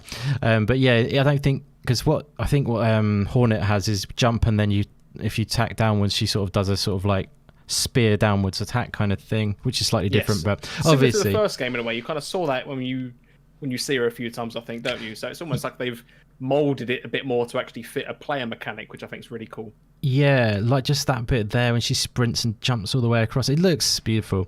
I think like I'm not going to be like, oh no, that's not in the next game or anything like that, because I want to let them be what they want to do with it, because I trust them with all my heart, you know what I mean? Like they're just the masters basically. So, and obviously just looking at it, I'm already. It's going to take over my life for a long time when it comes out. You know what I mean? But yeah, should we? Is there anything else you wanted to say? We'll move it on to Luke. If not, no, I think I've said quite enough. To be honest, I'm happy to move on. It's one time we should just do a Hollow Knight Silksong cast on its own. Really, that's probably 4-hour special. Yeah, exactly. Okay, so Luke, my friend, I know you're a big fan as well of Hollow Knight. Yeah, so what was your takes on the first game, and are you excited for Silksong, buddy? Yeah, massive fan of the first game. It was on my radar for quite a while, just through the art style and the kind of atmosphere and environment that we're looking to create. And then I played it on PC. And beat it and just loved every second of it. It's a deceptively long game, actually. I think is. Yes, indeed. Yeah. How many hours did you put on your first run? Did you? I'm trying to remember. I think it might have been about 25. Yeah, because what happened with me, this is going to sound bad, is I just really, really took my time. I did die a lot, obviously, as well, but I really took my time. I just wanted to find everything on my first go, because you know how you can miss certain things. You can just you can not get like the what's it called, the void heart and all that malarkey. But yeah, I went over 100 hours, I think it was, on the first run. So yeah, I mean, there's legitimately that much gameplay in it. It's like it's a super deep game. There's so much to do. So yeah, it took me about that for the first time, and nice. I think, as I said to you the other day, I loved it so much that I went out and got the kind of physical collector's edition that they did on Switch. Played it all again, kind of portably, and it's a great port, by the way. So I'd recommend it to people who want that experience. But I just loved it, and it has this kind of it's a Metroidvania through and through, but I think, as people have alluded to, it's got this very Souls style feeling to it, and not just in terms of kind of how the combat plays out, which is that kind of basic but very satisfying combat that Souls has, but also the way that the story is told, which is very much through a lot of environmental storytelling. It's not explicitly laid out for you to kind of follow in a linear fashion, and the thing that it absolutely nails, that puts it in the kind of Souls realm, is atmosphere. Yes, where there is a real sense of I don't want to say dread in the world, because it's not that, but it's the world feels very dangerous to you in Hollow Knight, and you feel I always felt as the knight very vulnerable.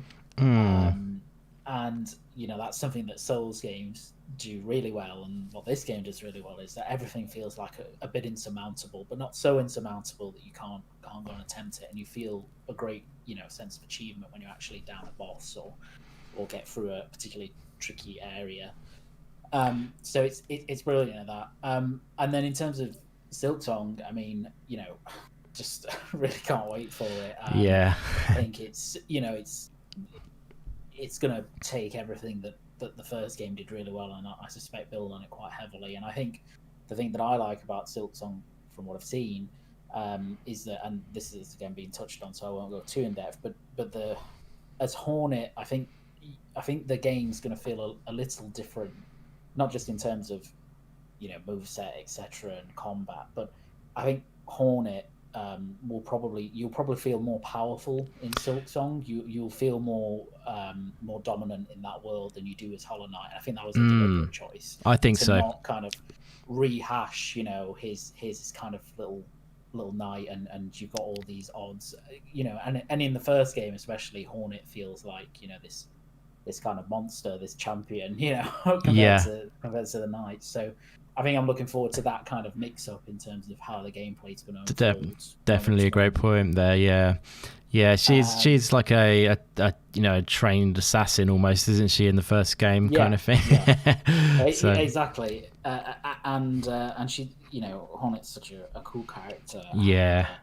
And I like as well, just as a final point, I think, which has also been touched on, that you're ascending in this game, and in an odd way, it gives me kind of the Celeste vibes, Yeah. It is a game, a platforming game where you ascend. So that's right. I really like that. I just can't wait. I mean, I think in terms of predictions, I'm actually of release date. I think it's going to be a 2022 game.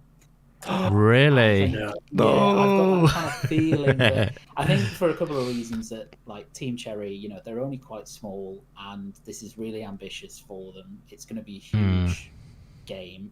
I mean, Silksong itself started out as what was only going to be a piece of downloadable content for Hollow Knight, not a separate sequel. That's right. So. Breaking my heart more than anything. I didn't know that was possible, man. So I really hope it comes out this year, but again, it's I just feel like it's going to get pushed into early 2022. Okay. January, Feb for that. They can take as long as they want for me, because I just, as long as it's good, which I have full confidence that it will be. So yes, exactly. I'm the same. I just want it to be good at the end of the day. But I mean, I can even see that a little bit. I can see it this year, but I can also see what you're saying as well. It's quite a tricky one.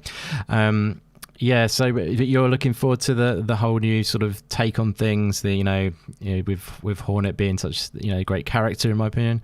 So is there anything else you wanted to go over at all, my friend, or? No, I think that's pretty much it. I just really can't wait for it, and I think it's gonna. I'd be surprised if it disappointed people. I just don't think that's gonna happen. Yeah, I think it's gonna blow the socks off everyone. I think it's gonna be. I know it sounds a bit like overconfident, but I don't think there's any chance that this game will not be epic, to be honest with you. I really think it's going to be as good. It's hard to say, but better than Hollow Knight, though, because Hollow Knight for me is 10 out of 10. So Hollow Knight did have its flaws, which I feel like from the trailers and what we've heard, it seems like they learned from them. So I think. It didn't. For me, I felt it didn't have any flaws, but I know it had maybe flaws for some people who are getting into it. Maybe that's the only thing. But for me, I didn't mind that, because all you'd have to do is just look it up, and then you're away. Have a bit of just look at. They were too much. No hand holding. It's not a particularly great design decision if you look at game design to get people interested, and also the benches, which was. Really, I know that they were supposed to be punishing, which they were, but some of the placements were just way too punishing. Like the Soul Master fight was horrible because of the bench placement. Oh yeah, that was a really bad one. Yeah, and then when he got into phase 3, I was like, that just destroyed me. I think as well, like one of the only flaws I had in that game is that, and I think this is endemic to 2D games in general.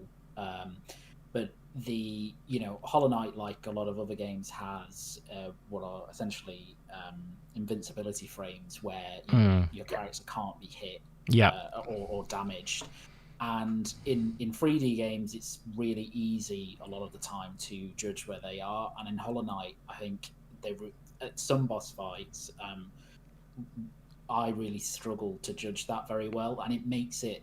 I wouldn't say unfair, because that's probably a bad word, but in say Bloodborne, for example, like you know when you're going to get hit and you know when you're not, and that means that everything's measurable and quantifiable and you can judge it very well. I think in Hollow Knight, some of the boss fights, particularly towards the end, become very difficult to do that, and it can lead to a lot of frustration. And then that's not helped, as you said there, where you have these benches that are just like miles away and you've got to kind of gauntlet back. That's actually really interesting because game design, like it's pretty well, what's it called? Agreed upon that 3D games have a problem with depth perception because you're looking at a 2D screen. You're looking at a 3D environment in a 2D screen. So, and because you don't have depth in 2D games, they're usually much more easier for you to judge where they are. So it's really interesting that you feel almost the opposite. And I remember in a game like Little Nightmares, they had really big depth perception problems, but they were like 2.5D, which was sort of weird. But yeah, that's actually really interesting. Yeah, I mean, yeah, the way I see it with regards to I get the bench distance thing. That's a bit annoying. Maybe they could have a couple more benches in there and that. But the way they make it sort of punishing and like not necessarily punishing, but the part where it's the part of the discovery where you have to sort of like uncover the world. I feel like that's an intentional thing so that people actually get into it and really feel like they're discovering it for themselves. Right, you're actually uncovering a world. I just but we could talk forever. I think. Then, because if you take the Soul Master example, one of my big problems with it wasn't it was very long before you actually reach the Soul Master, and the area you had to get through, the minions, the mobs were like really strong. I remember that bit. That's potentially where I said like I agree with you potentially on the bench side of things, but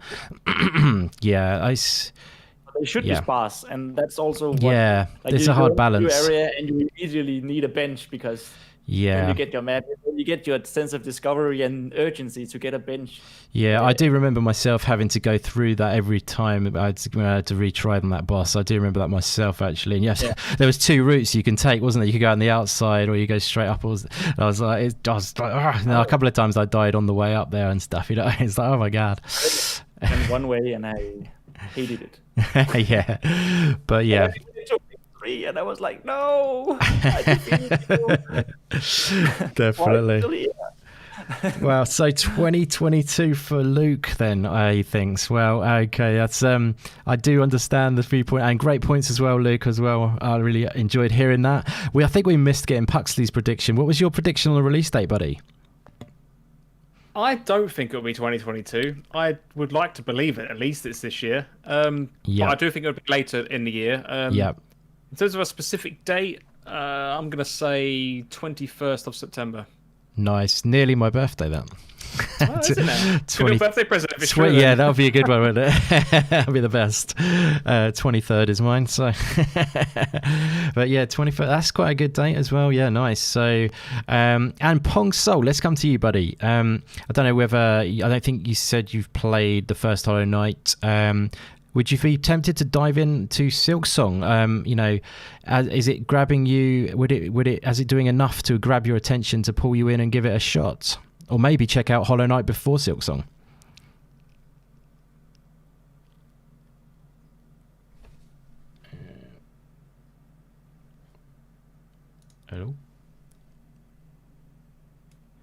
Hello? I think for some reason his thing's green. It's not just me that can't hear him, is it? No, I can't hear either, unfortunately. He's got things staying on green. And we can't hear you, unfortunately, Pong. So if you can hear us, we can't hear you, buddy. So no problemo. Maybe if you're still hearing us, drop in and drop out and drop in again, maybe. Oh, he's done it. Lovely. Hopefully he'll be back. Yeah, so... Oh, there he is. Hello, can you hear us? Can you hear me? Yes, we can hear you, my friend. Oh, perfect. Yeah, Brilliant. I had that problem before I dropped out. back in. So, no, Lovely. as I was saying, this is where I go ahead and convince you all why Cyberpunk is game of the generation. I just listened to 4 grandmasters of Hollow Knight speak, and I'm a white belt who just got to the dojo. Okay. In the wrong room. No, fascinating discussion, by the way. I mean, you guys obviously know this game inside and out, and it's awesome to hear people who are passionate about a game like that. I mean, it makes me want to play it more, to be able to try to experience what you guys have, even if it's not a game I typically would tackle. Yeah. But like I said, I did restart it because it's something I did want to try and get at least some. I don't know if I'll ever get close to you guys, but I think the game itself interests me because if you didn't notice from my picks, that animation and art style is huge to me in a lot of games, and that definitely the game is gorgeous, and I want to experience it. The atmosphere, even the color palette that they chose for the game, really speaks to me. It sets the tone, it sets the mood. And it's definitely something that it's still, when I fire it up on the system, I just go, wow, I really want to enjoy this game. It's a lot like Ori and the Will of Wisps. It just sucks me right in. So, yes, Silksong definitely interests me. I watched the videos and all of that, and obviously I can't speak to any of it on the level that you guys can, but from an outside beginner kind of perspective, I love to see, and I like this with all devs, when they make something that is that good as their first game, I always like to see how they're going to build upon it next. And from everything that I listened to, and I did watch, some of the videos and read some of the interviews and stuff, it sounds like they have done that. Like they took what made, and you guys touched on this already, but they took what made Hollow Knight great and just made it even better.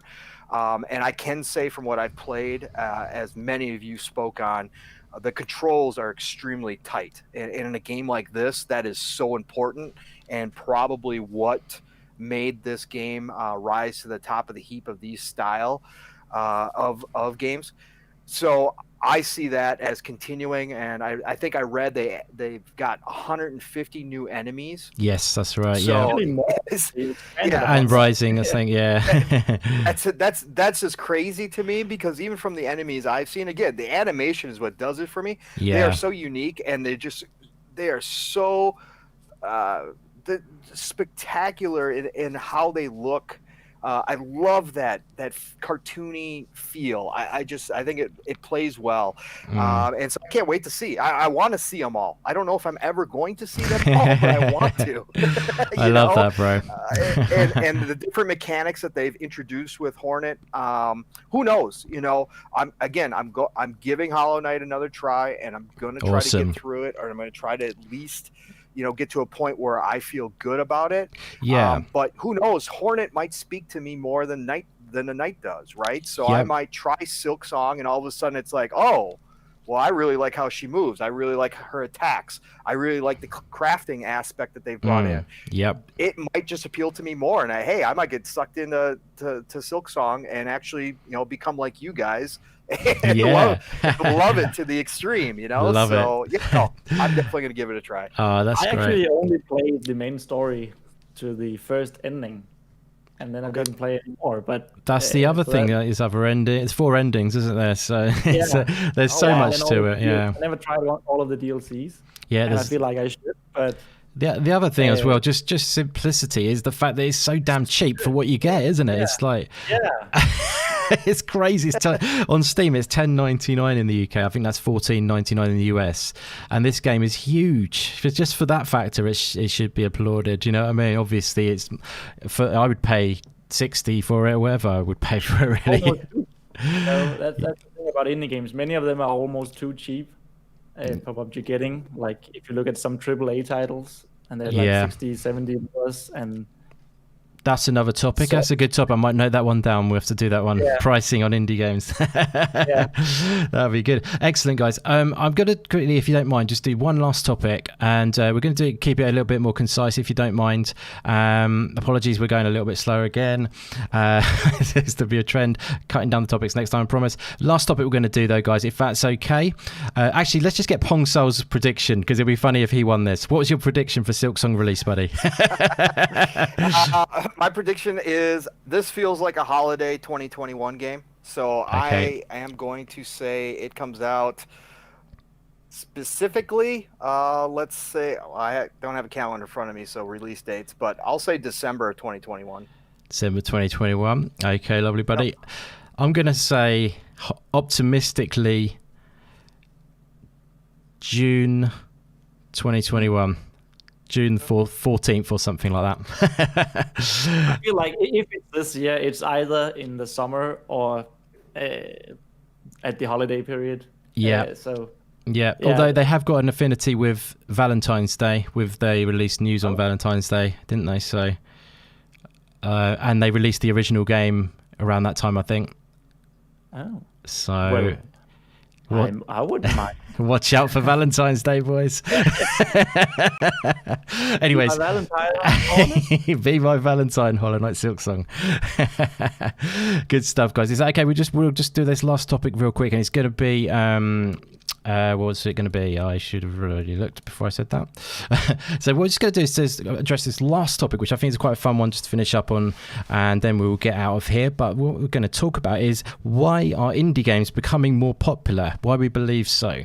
Because I think that's probably a fair enough thing to say that they are becoming more popular, would you say? But let's fire this one to Puxley first. And why do you think indie games are becoming more popular, my friend? What do you think? So, as much as I think a lot of people here love the big AAAs, Assassin's Creed, Cyberpunk, whatever other game you're playing, like was it Immortals, Phoenix Rising, big games like that, you can easily sink a load of hours into that. Obviously, these big AAA companies, I would argue they're still a labour of love, but at the same time, you know, these companies they need to make money, right? That's the idea. Whereas I think that is the same for an indie game, but I think the difference being that because at the start, especially if it's your first title, a lot of these big titles that we see, like Hollow Knight, for example, they weren't necessarily brand new to game dev, but it was their first kind of big, what you call a big budget title for a small team, and it obviously took as long as it did. But I think not only can an indie gamer, because they have to, an indie game which sells is one that I think you can really sense and feel that the developers have put like their passion, their whole soul, blood, sweat, and tears into this thing to make it what it is. And I think that first and foremost is, I think, one of the more important things that I think a lot of people may, even if they don't quite consciously notice it, I think at least subconsciously you'd think, actually, this is a great game. I can tell there's been a lot of love put into this thing. But outside of all that, I also think it's mainly down to play times as well. I think I said it right at the beginning of this chat that, I think especially if you're you're working every day, got to do what you have to do, maybe or if you're caring for children or, whoever else, for example, a lot of, your free time is quite potentially limited for a lot of people. And for me right now, I'm playing and quite enjoying Assassin's Creed Valhalla. But so far, I'm only really been able to play it during my lunch breaks. Nice. And maybe a bit after I finish work, but then I've got other things I need to do after that. So my time is limited. So these big games take me an awful long time because of that.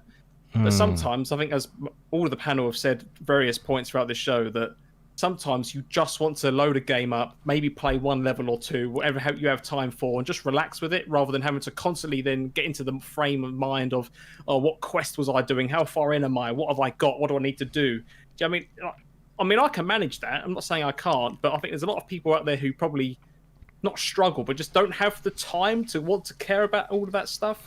Yeah. You just want to be able to jump into a game, do a few short levels, come out of it, and then you can jump back into it again a bit later, and just complete games in smaller pieces, like segments of time as well. I think for a lot of people, if a game, especially if you're not like a big hardcore gamer, right? I think if you're given a title and they say, it's going to take you at least 60 hours to even complete this thing. I think a lot of people could potentially look at that and go, I've got a lot better things I could do with that time. Do you know what I mean? I think, again, I would happily sink that time, as I think we all would, but I think there's a lot of people out there who either can't or just don't want to put that amount of time in, but rather put more time into something that's smaller, more concise story that they can enjoy. And then at the same time, you can easily just shelve it and put it away again once you're done, and then jump into something else. And you can go through a load of smaller titles that way, rather than having to sinking a load of hours into a bigger title, if that makes sense. Definitely. So for you, it's more kind of like a timing thing, but also, you're getting to enjoy more experiences as a whole, I imagine, as well, rather than, just like playing so many games that you're not getting to dive into in detail maybe, or enjoying the full experience of. Because there's some amazing shorter games like I think things like like Journey and stuff like that. Nice, concise, and take you on a emotional journey, leave you thinking about it afterwards, kind of thing. But that's definitely a good point, my friend. Just to clarify, I am answering this on the basis of people in general. Why people might play indies. I think that was how the question was phrased. But that's applied to me as well. I am fortunately able to put more time into games because it's a hobby and I try to make time for it. But in terms of in general, why indies are becoming more popular, I'd like to think it's those kind of reasons.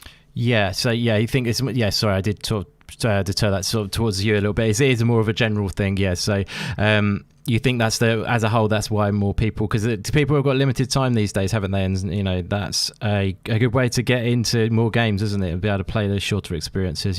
So you feel like that's a big reason why.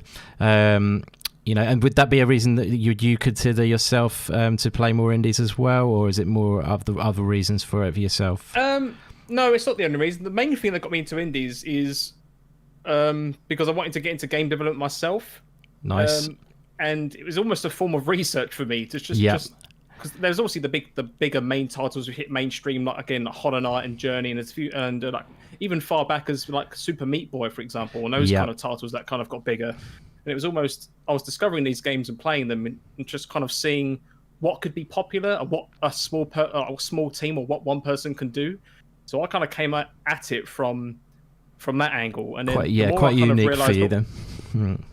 So the more I've kind of, again, I was learning how I can make these things and what they take, or what just what the design process is for a small team or one person to put something that is popular and selling together. It was almost like a form of research to start off with, and I kind of really built this love for it from there, because the more I was looking around just to kind of see what existed and what wasn't even big but was still kind of had a small niche community around it, that's kind of what it was. More and more titles I was finding through that process, which kind of really made me fall in love with them more and more. And what kind of really showed me that there's a lot of creative people out there who may just because of bad timing or just unfortunate events, whatever, they're just not hitting the bigger screens, which I imagine all devs want. Even if you're a small time dev, like I think a lot of people want to at one point at least just hit that big time of my game has sold 1,000 copies, even if it's that might sound small, but for someone who's doing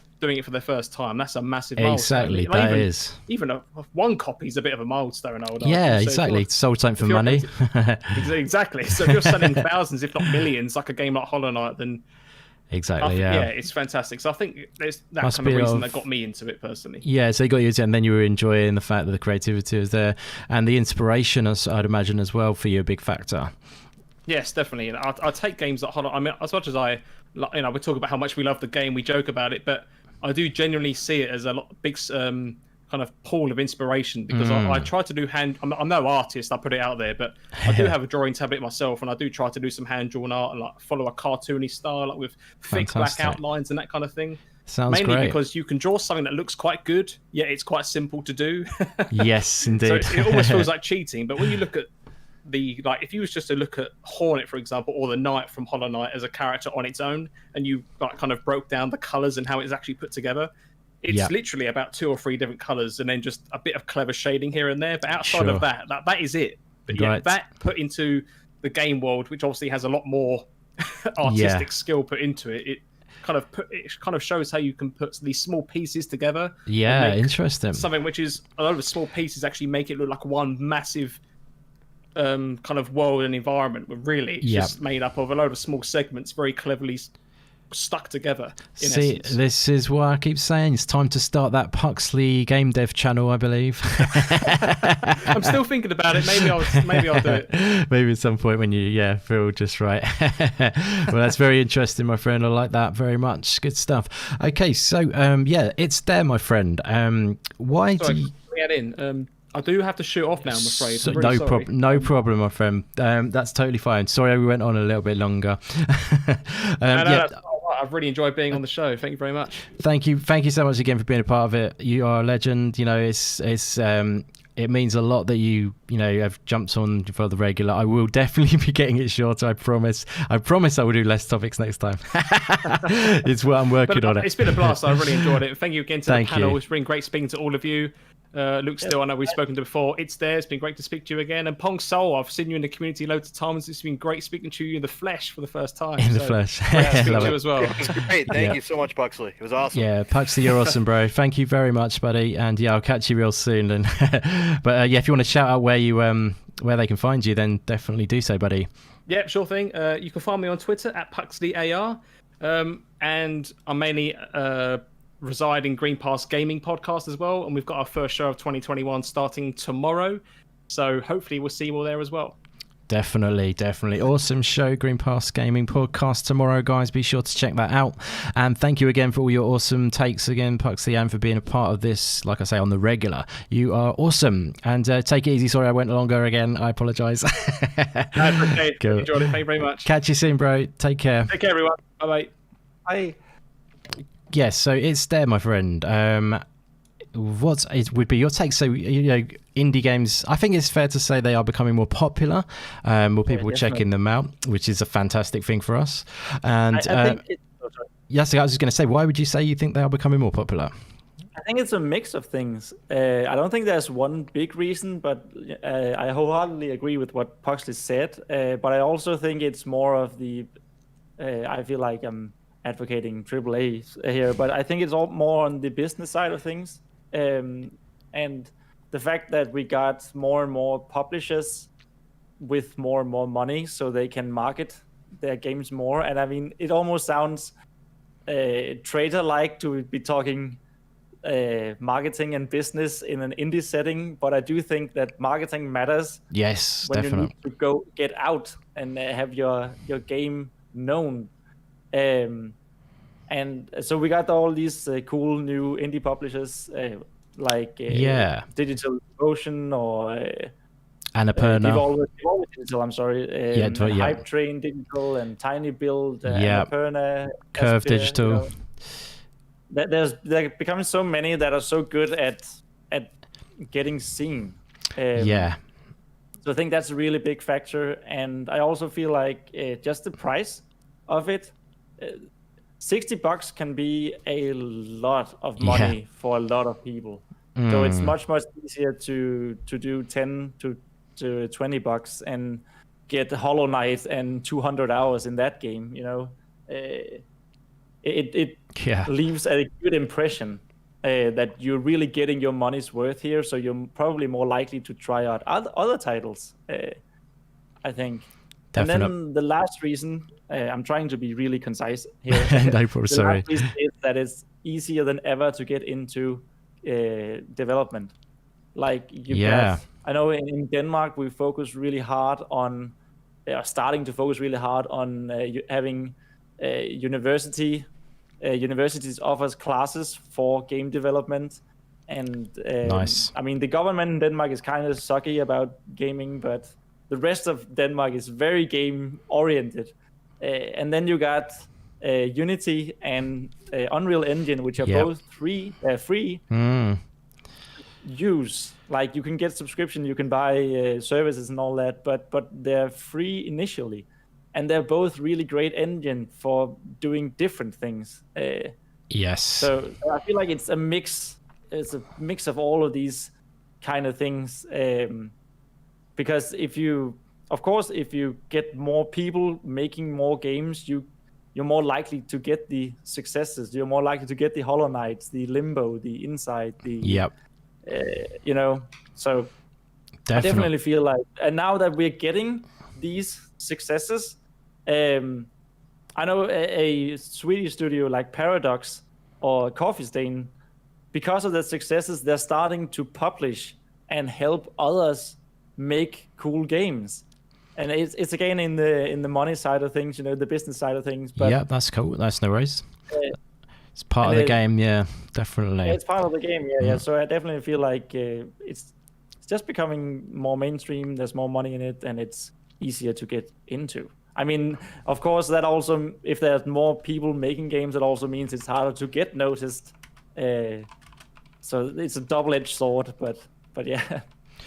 Definitely, no. I totally agree with that stuff. It's a lot of elements that add up to it, I would say too.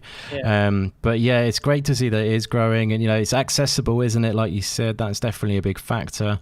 People can get in and make a game nice, pretty simply now with all the tools that are available to people. And it's a really good point to make, actually. But yeah, and it's just good to see them becoming more sort of kind of accepted, and not sort of like this sort of area of gaming what people sort of like almost look down on. Some people, I guess there are still going to be some people who feel like, oh yeah, if it's not AAA, I'm not playing it, but it's their loss at the end of the day. But it's great to see it growing, and great points there, my friend. Thank you very much.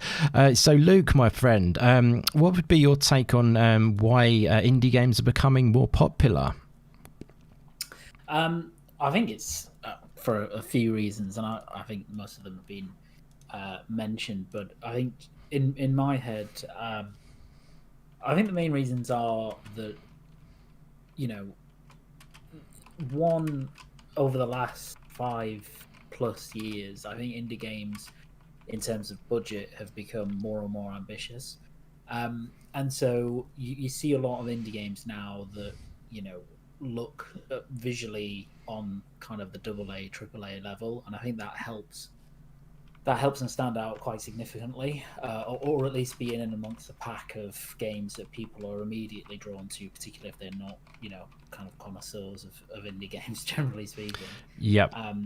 So I think that helps. I think as well, there's so much variety now in terms of independent games, just an insane amount of variety. So I think a lot of people have become more invested in the independent scene because it's something that variety isn't something that you necessarily get just amongst big publishers, who tend to homogenize their games. Ubisoft come to mind, for example, and give you very similar experiences all the time. Yes. So I think that's a big reason. So sort of as a reaction to the AAA, sort of you sort of getting at that. Yeah. The lack of creativity in the AAA space is as a reaction. Yeah, I think that's definitely a big element. For sure. I think price is obviously one. They tend to be cheaper. But and I think another big reason, at least for me, that I've kind of seen developing over the last few years, is actually streaming. So streamers, particularly big streamers, who might highlight an indie game for whatever reason. Perhaps they have a deal with the developer, or it's just something they've come across, or something like that. Can massively elevate these games and elevate the audience that they have, and you can see that across a lot of different independent games over the last few years. Yes, and it kind of brings a focus. There's a focus now on different platforms, or an ability to focus on independent games where there wasn't in the past. And where an indie dev looking to get their game out there and get eyeballs on it would have wouldn't have any chance really against in traditional games media, let's say. That's true. It's the big boys. So I think that's really helped. And then I guess kind of hand in hand with that, I think indie games have really become more popular, I think, through word of mouth as well. There's a lot of people who play these games, and then the quality of them quickly spreads throughout person to person, etc. And I think again that helps a lot. So I think it's just a kind of broadly those kind of factors that have come into play, where suddenly you've had this explosion the last 5 or 6 years of indie games becoming more and more popular, to the point now where through most people who game regularly, they play indie games, or they have an indie game on the go, or are interested in an upcoming game that is also an indie game, and they might not even know that, but it's just that's just the way it happens. Exactly, that's a good thing, when they're almost just like what's the word, not discriminating in a way, if you know what I mean, about what they play, and then just sort of diving into anything. And I think just to add one more point, I think as well, there's still like a way to go with this. Yeah, I agree. There's still more exposure that needs to happen, and I think I remember one of the things that got me really annoyed a couple of years ago, which shows how much still needs to happen with this in terms of people actually being exposed and playing these games, was I think it was the 2018 Game Awards, when for the Game of the Year, one of the nominees, because they tend to do an indie game as one nominee, was Celeste. Yeah, I remember that. And it was against, I think the big ones that year were Red Dead 2 and God of War. Yes. And I remember seeing a lot of comments online about like, oh, how is Celeste here? Like, what is this game? Like, why is this here? And I think people just look at it and they look at the big budget it's next to, and they're like, well, it's garbage. And it's like, well, it's not. I mean, that's not how games work. That's not how they've ever worked, right? Like, you play the game and then you'll find out if it's good or not. And I think that kind of discourse, I still see that now sometimes, and I still hear about that. And I think that needs to change. Definitely. Is people have in their mind about, well, because it's low budget, it must mean low quality. Facts. It's not about that at all. Exactly. I just think that needs to change. But the only way that will change is people actually playing them. And I think the more exposure, the more popular indie games become, the more that will change, to the point where maybe in future Game Awards, an indie game might win Game of the Year for that reason. Yeah, exactly. It would be good to see. I thought it could have happened with Hades, but unfortunately not.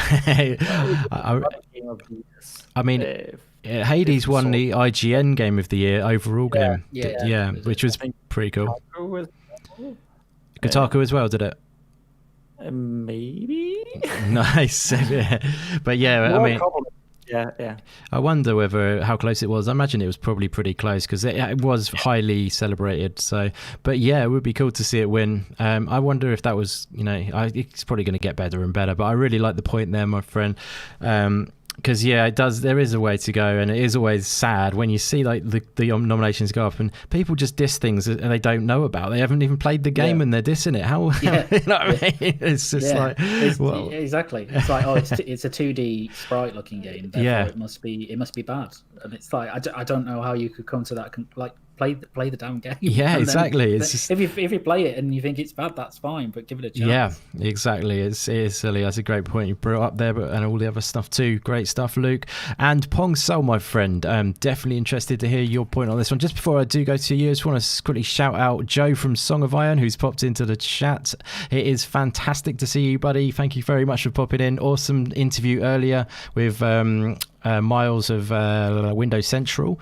Check that out, guys. Fantastic stuff. Great stuff with Joe getting the interview in the interview chair. So it's always good to hear his thoughts. But thanks for popping by, Joe. Really good to see you. And Pong Soul, so what's your thoughts on why are indie games becoming more popular, buddy?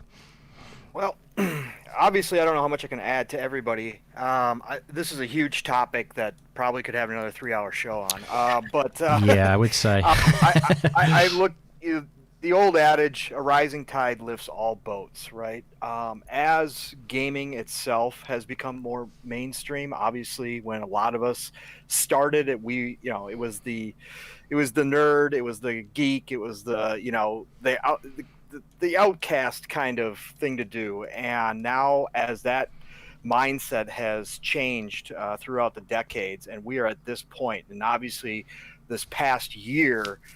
We saw incredible growth, even beyond what the experts thought was possible, due to a variety of circumstances, obviously. But as that happens, again, it's it's going to start to pull in more and more creators and more content. So all of these places that you can play, whether it be Xbox, whether it be PlayStation, whether it be Steam, it doesn't matter, whether it be, Nintendo, they all are looking for more and more content. And as that happens, more and more people are going to find opportunities. I wrote down, I was listening to everybody, accessibility, visibility, opportunity, and quality. So as that happens and they branch out and they say, hey, we need more content, we need more of this, you see more, different programs like, obviously we've got Joe from Song of Iron in there in the chat, and ID at Xbox. We see those types of programs explode. As other people spoke about, we see, more publishers, looking for the smaller content creators and helping them. And obviously, overall, we just have more people playing games than any point in history. Yeah, that's and obviously true. The mobile market has exploded. And when the mobile market exploded and people started playing more games, whether it be on their phones or tablets, those games tend to be smaller bite-sized games, right? Nobody is sitting down and, playing 2 hours, on their way to work. More likely they're playing for, 30 minutes or, whatever the case may be. So people got used to playing smaller bite-sized games. Yeah, that's a good point. Which definitely brings, not that all indie games are like that. I mean, obviously we've seen huge indie games. Yeah, but the thing is as well, just quickly, like some roguelike games, there's quite a lot of roguelike indie games where you can just play one run and then that's 30 minutes. Yeah, so it works, definitely. Right, and you can just pick it back up later when you've got the opportunity, right? Yeah. So that has happened, and that has brought more people to say, well, look, this game, look, I'm looking at Game Pass, and hey, this game looks similar to the one I just got off my phone with. Let me check it out. And all of a sudden they fall in love with it, right? And so that has happened. Obviously, we also have seen, the visibility of these games through programs like Game Pass, through, Steam, highlighting these indie games and saying, hey, this might not be up your alley, but you might want to check it out. Look at all these ratings. A lot of people love it. You might want to try it. Yeah. And people have said, oh, let me try this out. And all of a sudden, fall in love with it. So I think that's been a huge part of this, is that we just have more people than any time in history playing games. And that means that everybody needs more content. Everybody's looking for more content, and they're willing to go out and support that content as well. And I think that's a huge thing. And then obviously quality. There's always going to be the stigma against indie games, as everybody's kind of touched on here. There's probably going to be a certain section of people that will always look down on indie games. However, there is a lot of content being created right now, a lot of games that are coming out that are changing that mindset, because tools have now become more accessible to indie developers, right? And the tools have gotten better. So, Unreal, being available to pretty much anybody that wants to create games, that just helps indie gamers, because they're using a lot of the same type and quality of tools. They may not have the staff, or they may not have the amount of developers, but they could still create a game that looks like a AAA game. And people sometimes see that, and again, whether right or wrong, we all know here, I think, because we've all tried and played and love many types of indie games, but there's many people that just look, just like people look at the front cover of a book and decide whether or not they want to read it. That first impression for a lot of people is the graphics. But now indie developers, if they want to take the time and they have the talent to do it, and the resources to put into it, they can create a game that looks just like a AAA. It may not be as long as a AAA or as demanding as a AAA, but they have the ability to go do that now. The Gunk, we brought up the Gunk. Yeah. If you didn't know who made the Gunk, you would swear it was a bigger studio. I mean, nobody would bat an eye if you said, Nintendo, one of Nintendo's, teams were making that. You wouldn't bat an eye. Yeah. You'd say, oh yeah, that looks great. So I think that's a huge part of it as well.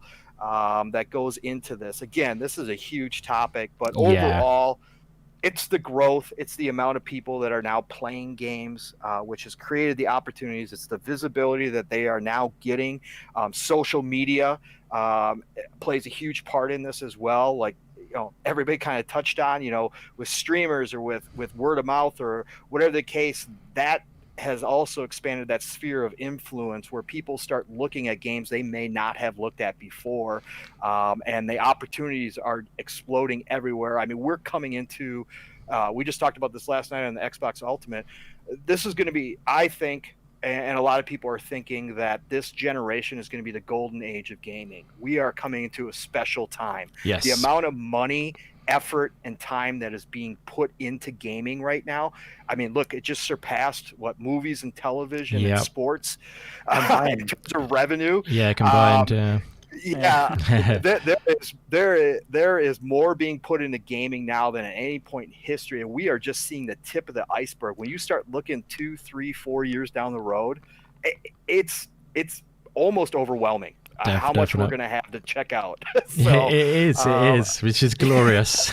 yeah. So I think that's great for everybody. Like I said, I'll end it with the way I started it. A rising tide lifts all boats, and I really think that's what's happening here. Nice. Very poetic. Definitely, and a nice poetic finish to it, and a very well put in general, my friend. Thank you very much. It's extremely exciting times to be a gamer for sure. I mean, I'll just do a very short reason. I mean, everyone knows I love indie games, and that's what I'm all about. But as a whole, I think the exposure they're getting through programs like Idea Xbox, things like that. Game Pass are getting indies into people's check it out, maybe even if at no risk kind of thing. That's quite a good thing for people who don't usually play indie games. They can just try it without worrying about spending the extra cash. I think that is definitely a good influence. But for me, I mean, I think there is definitely a AAA fatigue going on with creativity lacking in a lot of AAA games these days. There's definitely games out there still pushing, creativity. There's definitely bigger developers out there pushing creativity, but I think it is definitely with like Ubisoft and people like that with their cut and copy and paste etc. of their franchises. It's a little bit monotonous for me. I do believe that people are sort of looking elsewhere for more creative games that push the envelope, and they're definitely doing that as a whole, in my opinion, in the indie space. But I think like as a whole, it's just it's becoming like the more is more and more accepted to check out these games. Not like it's a sin or anything, what I mean. But it seems like it's the snowball effect at the end of the day. People check out games based on recommendation, and it's just good to see indies being more sort of like in the sort of mainstream almost. They're kind of like some games, they're getting into that sort of that mainstream mindset of and they're getting in the eyes of people who don't usually look for them. For it's all right for me and like us guys I look out for these indie games. I search them out. I will happily do that because I love doing it. But I think these days they're getting in the sort of in the eyes of people who don't usually go within that realm, and I think that's where that it's going to continue to grow. And also like Luke said, I think hopefully the perception will continue to improve on there's always going to be a few people who look down on them, I guess, but like I said earlier, that's definitely their loss, because that's where all the creativity lies. And get in on the indie games, enjoy the indie games. I will leave it there because I really would love to wind this up because I feel so bad that we've gone over time. But I have absolutely loved what everyone has said in today's show. To finish off that topic, just good to see indie games being checked out by more and more people, and long may it continue, I say. But thank you everyone who has checked out this show today. Like I say, we've got a little bit over scheduled time. I'm going to definitely be working on getting this podcast closer to the sort of 2.5 hour mark rather than what we're going now. I apologize for that, guys, but everyone who has checked this show out, you're absolutely amazing. Thank you very much for coming by. I hope you enjoyed all of our takes and everything. I'm gonna go around all of the guys who have been on the show, because you've been absolutely amazing, guys, every single one of you, including Puxley, who's gone, because obviously my timings etc. But I just want to say firstly thank you so much to ItsDair for coming on. It's been a long time coming, getting us on the same show to have a chat about indie games, but I can tell you you now that I've absolutely loved it, my friend, and thank you so much for coming on. And all your takes were fantastic. So yeah, feel free to. My pleasure. Feel free to shout out your channel, etc. Thanks for coming on, buddy. Well, I want to say thank you for having me first of all, and thanks to Luke Steele and Pong Soul. You guys seem like super cool dudes. So it's been super fun being here, and I'm sorry if I monologued for too long. I hope you didn't. Definitely not. Didn't scare you away or anything. I hope I get invited back. Yeah, you certainly will be getting invited back, buddy. You've been awesome. Well, you can find me on YouTube, youtube.com/ItsDair. Not spelled like the Gorilla song, because that name was taken in World of Warcraft back in the day. And I'm also on Twitter, ItsDair YT. And I'm on Instagram, ItsDair_, because everyone is apparently taking my names. And I am on Facebook as well, with the facebook.com/ItsDair. And I got a Discord server as well that is a little inactive, but I'm trying my best to do something about it. I guess I can link everything in the community self-promotion here on the Indie Gamer Discord. Yes, indeed. Absolutely. Yeah, you'll see his links dropping into the community self-promotion bit on my Discord if you did want to check any of his out. But obviously, your links are in the description to this video as well, this stream even. So definitely check out his channel. You'll love it. If you love indie games, he does indie games. So it definitely makes sense to go and check it out and give it a subscribe, guys. But yeah, thanks so much again for coming on. You've been as awesome as I thought you would be. So yeah, it's been a pleasure. Brilliant stuff. Okay, so Luke Steele, my friend, what an honor it's been hanging with you too, buddy. Like I say, I always love what you bring to a podcast, and always love your gaming knowledge and passion, and the choice of games that you enjoy as well. Like we said earlier, we have a common taste in gaming, apart from Outer Wilds even. That was the flaw in the fly in the ointment glass. But yeah, thank you so much for coming on, Luke. You were awesome today, buddy, and feel free to shout yourself out and etc. Yeah, thanks ever so much. It's been awesome. Great show, and Dare and Pong Soul. It's been a pleasure being on here with you as well. And Indy, of course, for the first time that we've been able to do something like this, it's just been fantastic. And yeah, really, really enjoyed it. You can follow me on Twitter. It's at LukeSteele90. That's about it for me. Awesome. I do pop up on Green Pass Gaming fairly often, I'd say. So if you're likely to catch me, it'll be on there. But yeah, again, excellent, awesome show. Loved it. Thanks for having me on. Oh, thank you so much, Luke. You're awesome. And yeah, that's where I sort of scouted you out, essentially. When I saw you on Green Pass Gaming, I thought you were awesome on there. So yeah, definitely check those guys out, which is where Puxley you'll find him as well. But yeah, you were awesome today, Luke. Thank you very much for coming on. And next up, we have Pong Soul, a legend who I forgot at the start, and I will never live that down, and I will always feel bad for the rest of my life. But yeah, you were absolutely legendary, my friend. You just ended it here. Yeah. That would be funny. I was waiting for him just to say, have a good night. Yeah. No, you brought the fire, my friend. You seriously are a talent. In fact, you've only been doing this a little while. You've got a great energy to you, my friend. So and I really respect your passion for gaming. You were awesome on the show today. Thank you so much for coming on. And where can they find you on these many shows that you're now on? I appreciate it, Indy. And again, it was an honor to be here. I can't believe you invited me on here. Again, if this was a Cyberpunk show, I'd probably understand. But since it wasn't, I was surprised. But no, I really appreciate it. ItsDair, Luke Steele, and Puxley. It was awesome to be on here with all of you. Obviously, incredible passion for gaming in general and indie games especially, and it comes across, and again, honor to be here amongst all of you. So it was awesome. You could find me on Twitter, Pong Soul, same name. You'll see me in chats if you're hanging out in the community. Chances are I've seen you or said hi to you at least once. And you can also find me on Xbox Ultimate with Mav, Fun Speculation, his wife Caitlin, We've also got 3-Bit, better known as the VGHD, and also just announced last night, Assassin Lupa has joined us permanently. Oh, on the nice! Because I missed it, unfortunately. It's the first time I've missed one. I think that was terrible of me, but that's so cool, awesome.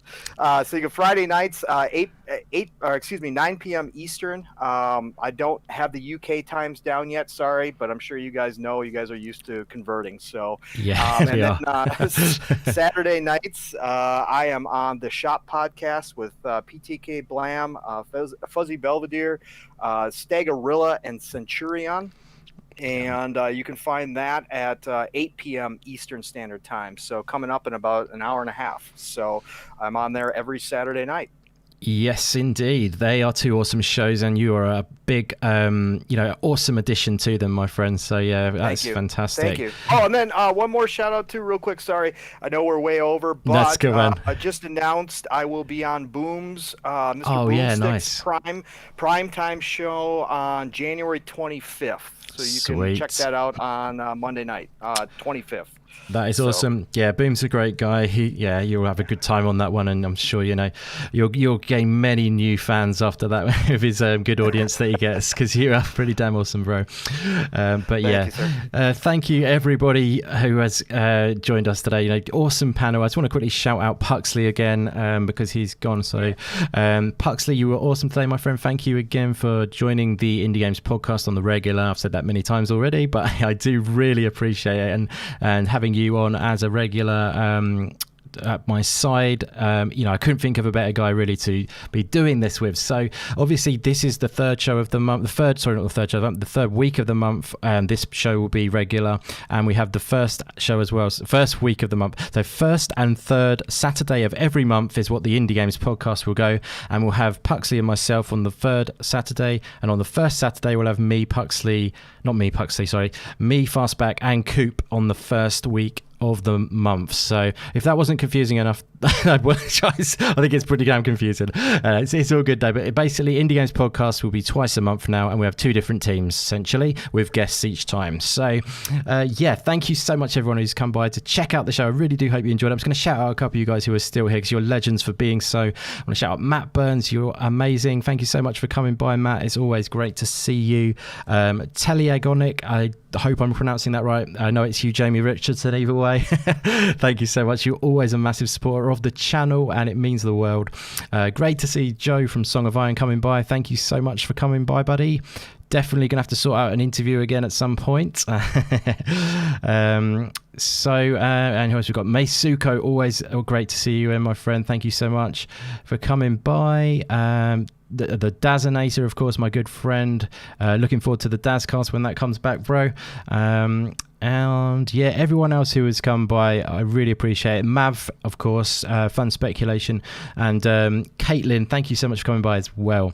But everyone else who's come by, you're all amazing, and I really appreciate the support. It does mean a lot. We're going to be trying to push on this year. I'm going to be trying to do as much as possible, push myself and get as much indie games content out as possible. I'd love to be doing some more indie developer interviews on the channel. Definitely going to try and be doing that sort of thing. So getting some indie devs on the show to chat about their games and stuff like that. That is definitely something we do. Going to be doing more rundowns as well, like top 10 indie games and stuff. So if you haven't already subscribed to the channel, please do feel free to. It would mean the world, and I will do my best to keep you up to date with all the latest indie games goodness. But yes, guys, we've gone way over time, so I'm going to wind it up there. It's been a total blast, and I thank you all. Thank you for everyone who was on the show. Thank you everyone who watch the show from the chat, and if you're watching it after on the replay, feel free to drop a comment below, and I thank you as well for watching it. But yeah, this is the end now, guys. It was a blast. I hope you enjoy the rest of your weekend. Check out Pong Soul in about an hour and a half, I think, on PTK Blam's channel. The link is in the description to that, so check out his podcast in about an hour and a half. You'll have a blast if you haven't been there before. It's always a great show. But yes, guys, thank you very much everyone who's come by. It was a blast. This was the Indie Games podcast, and I'll see you again in 2 weeks' time for another Indie Games podcast with Fastback and Coop. And yes, take care everyone. Thanks for watching. Thanks, guys. Later, guys. Later.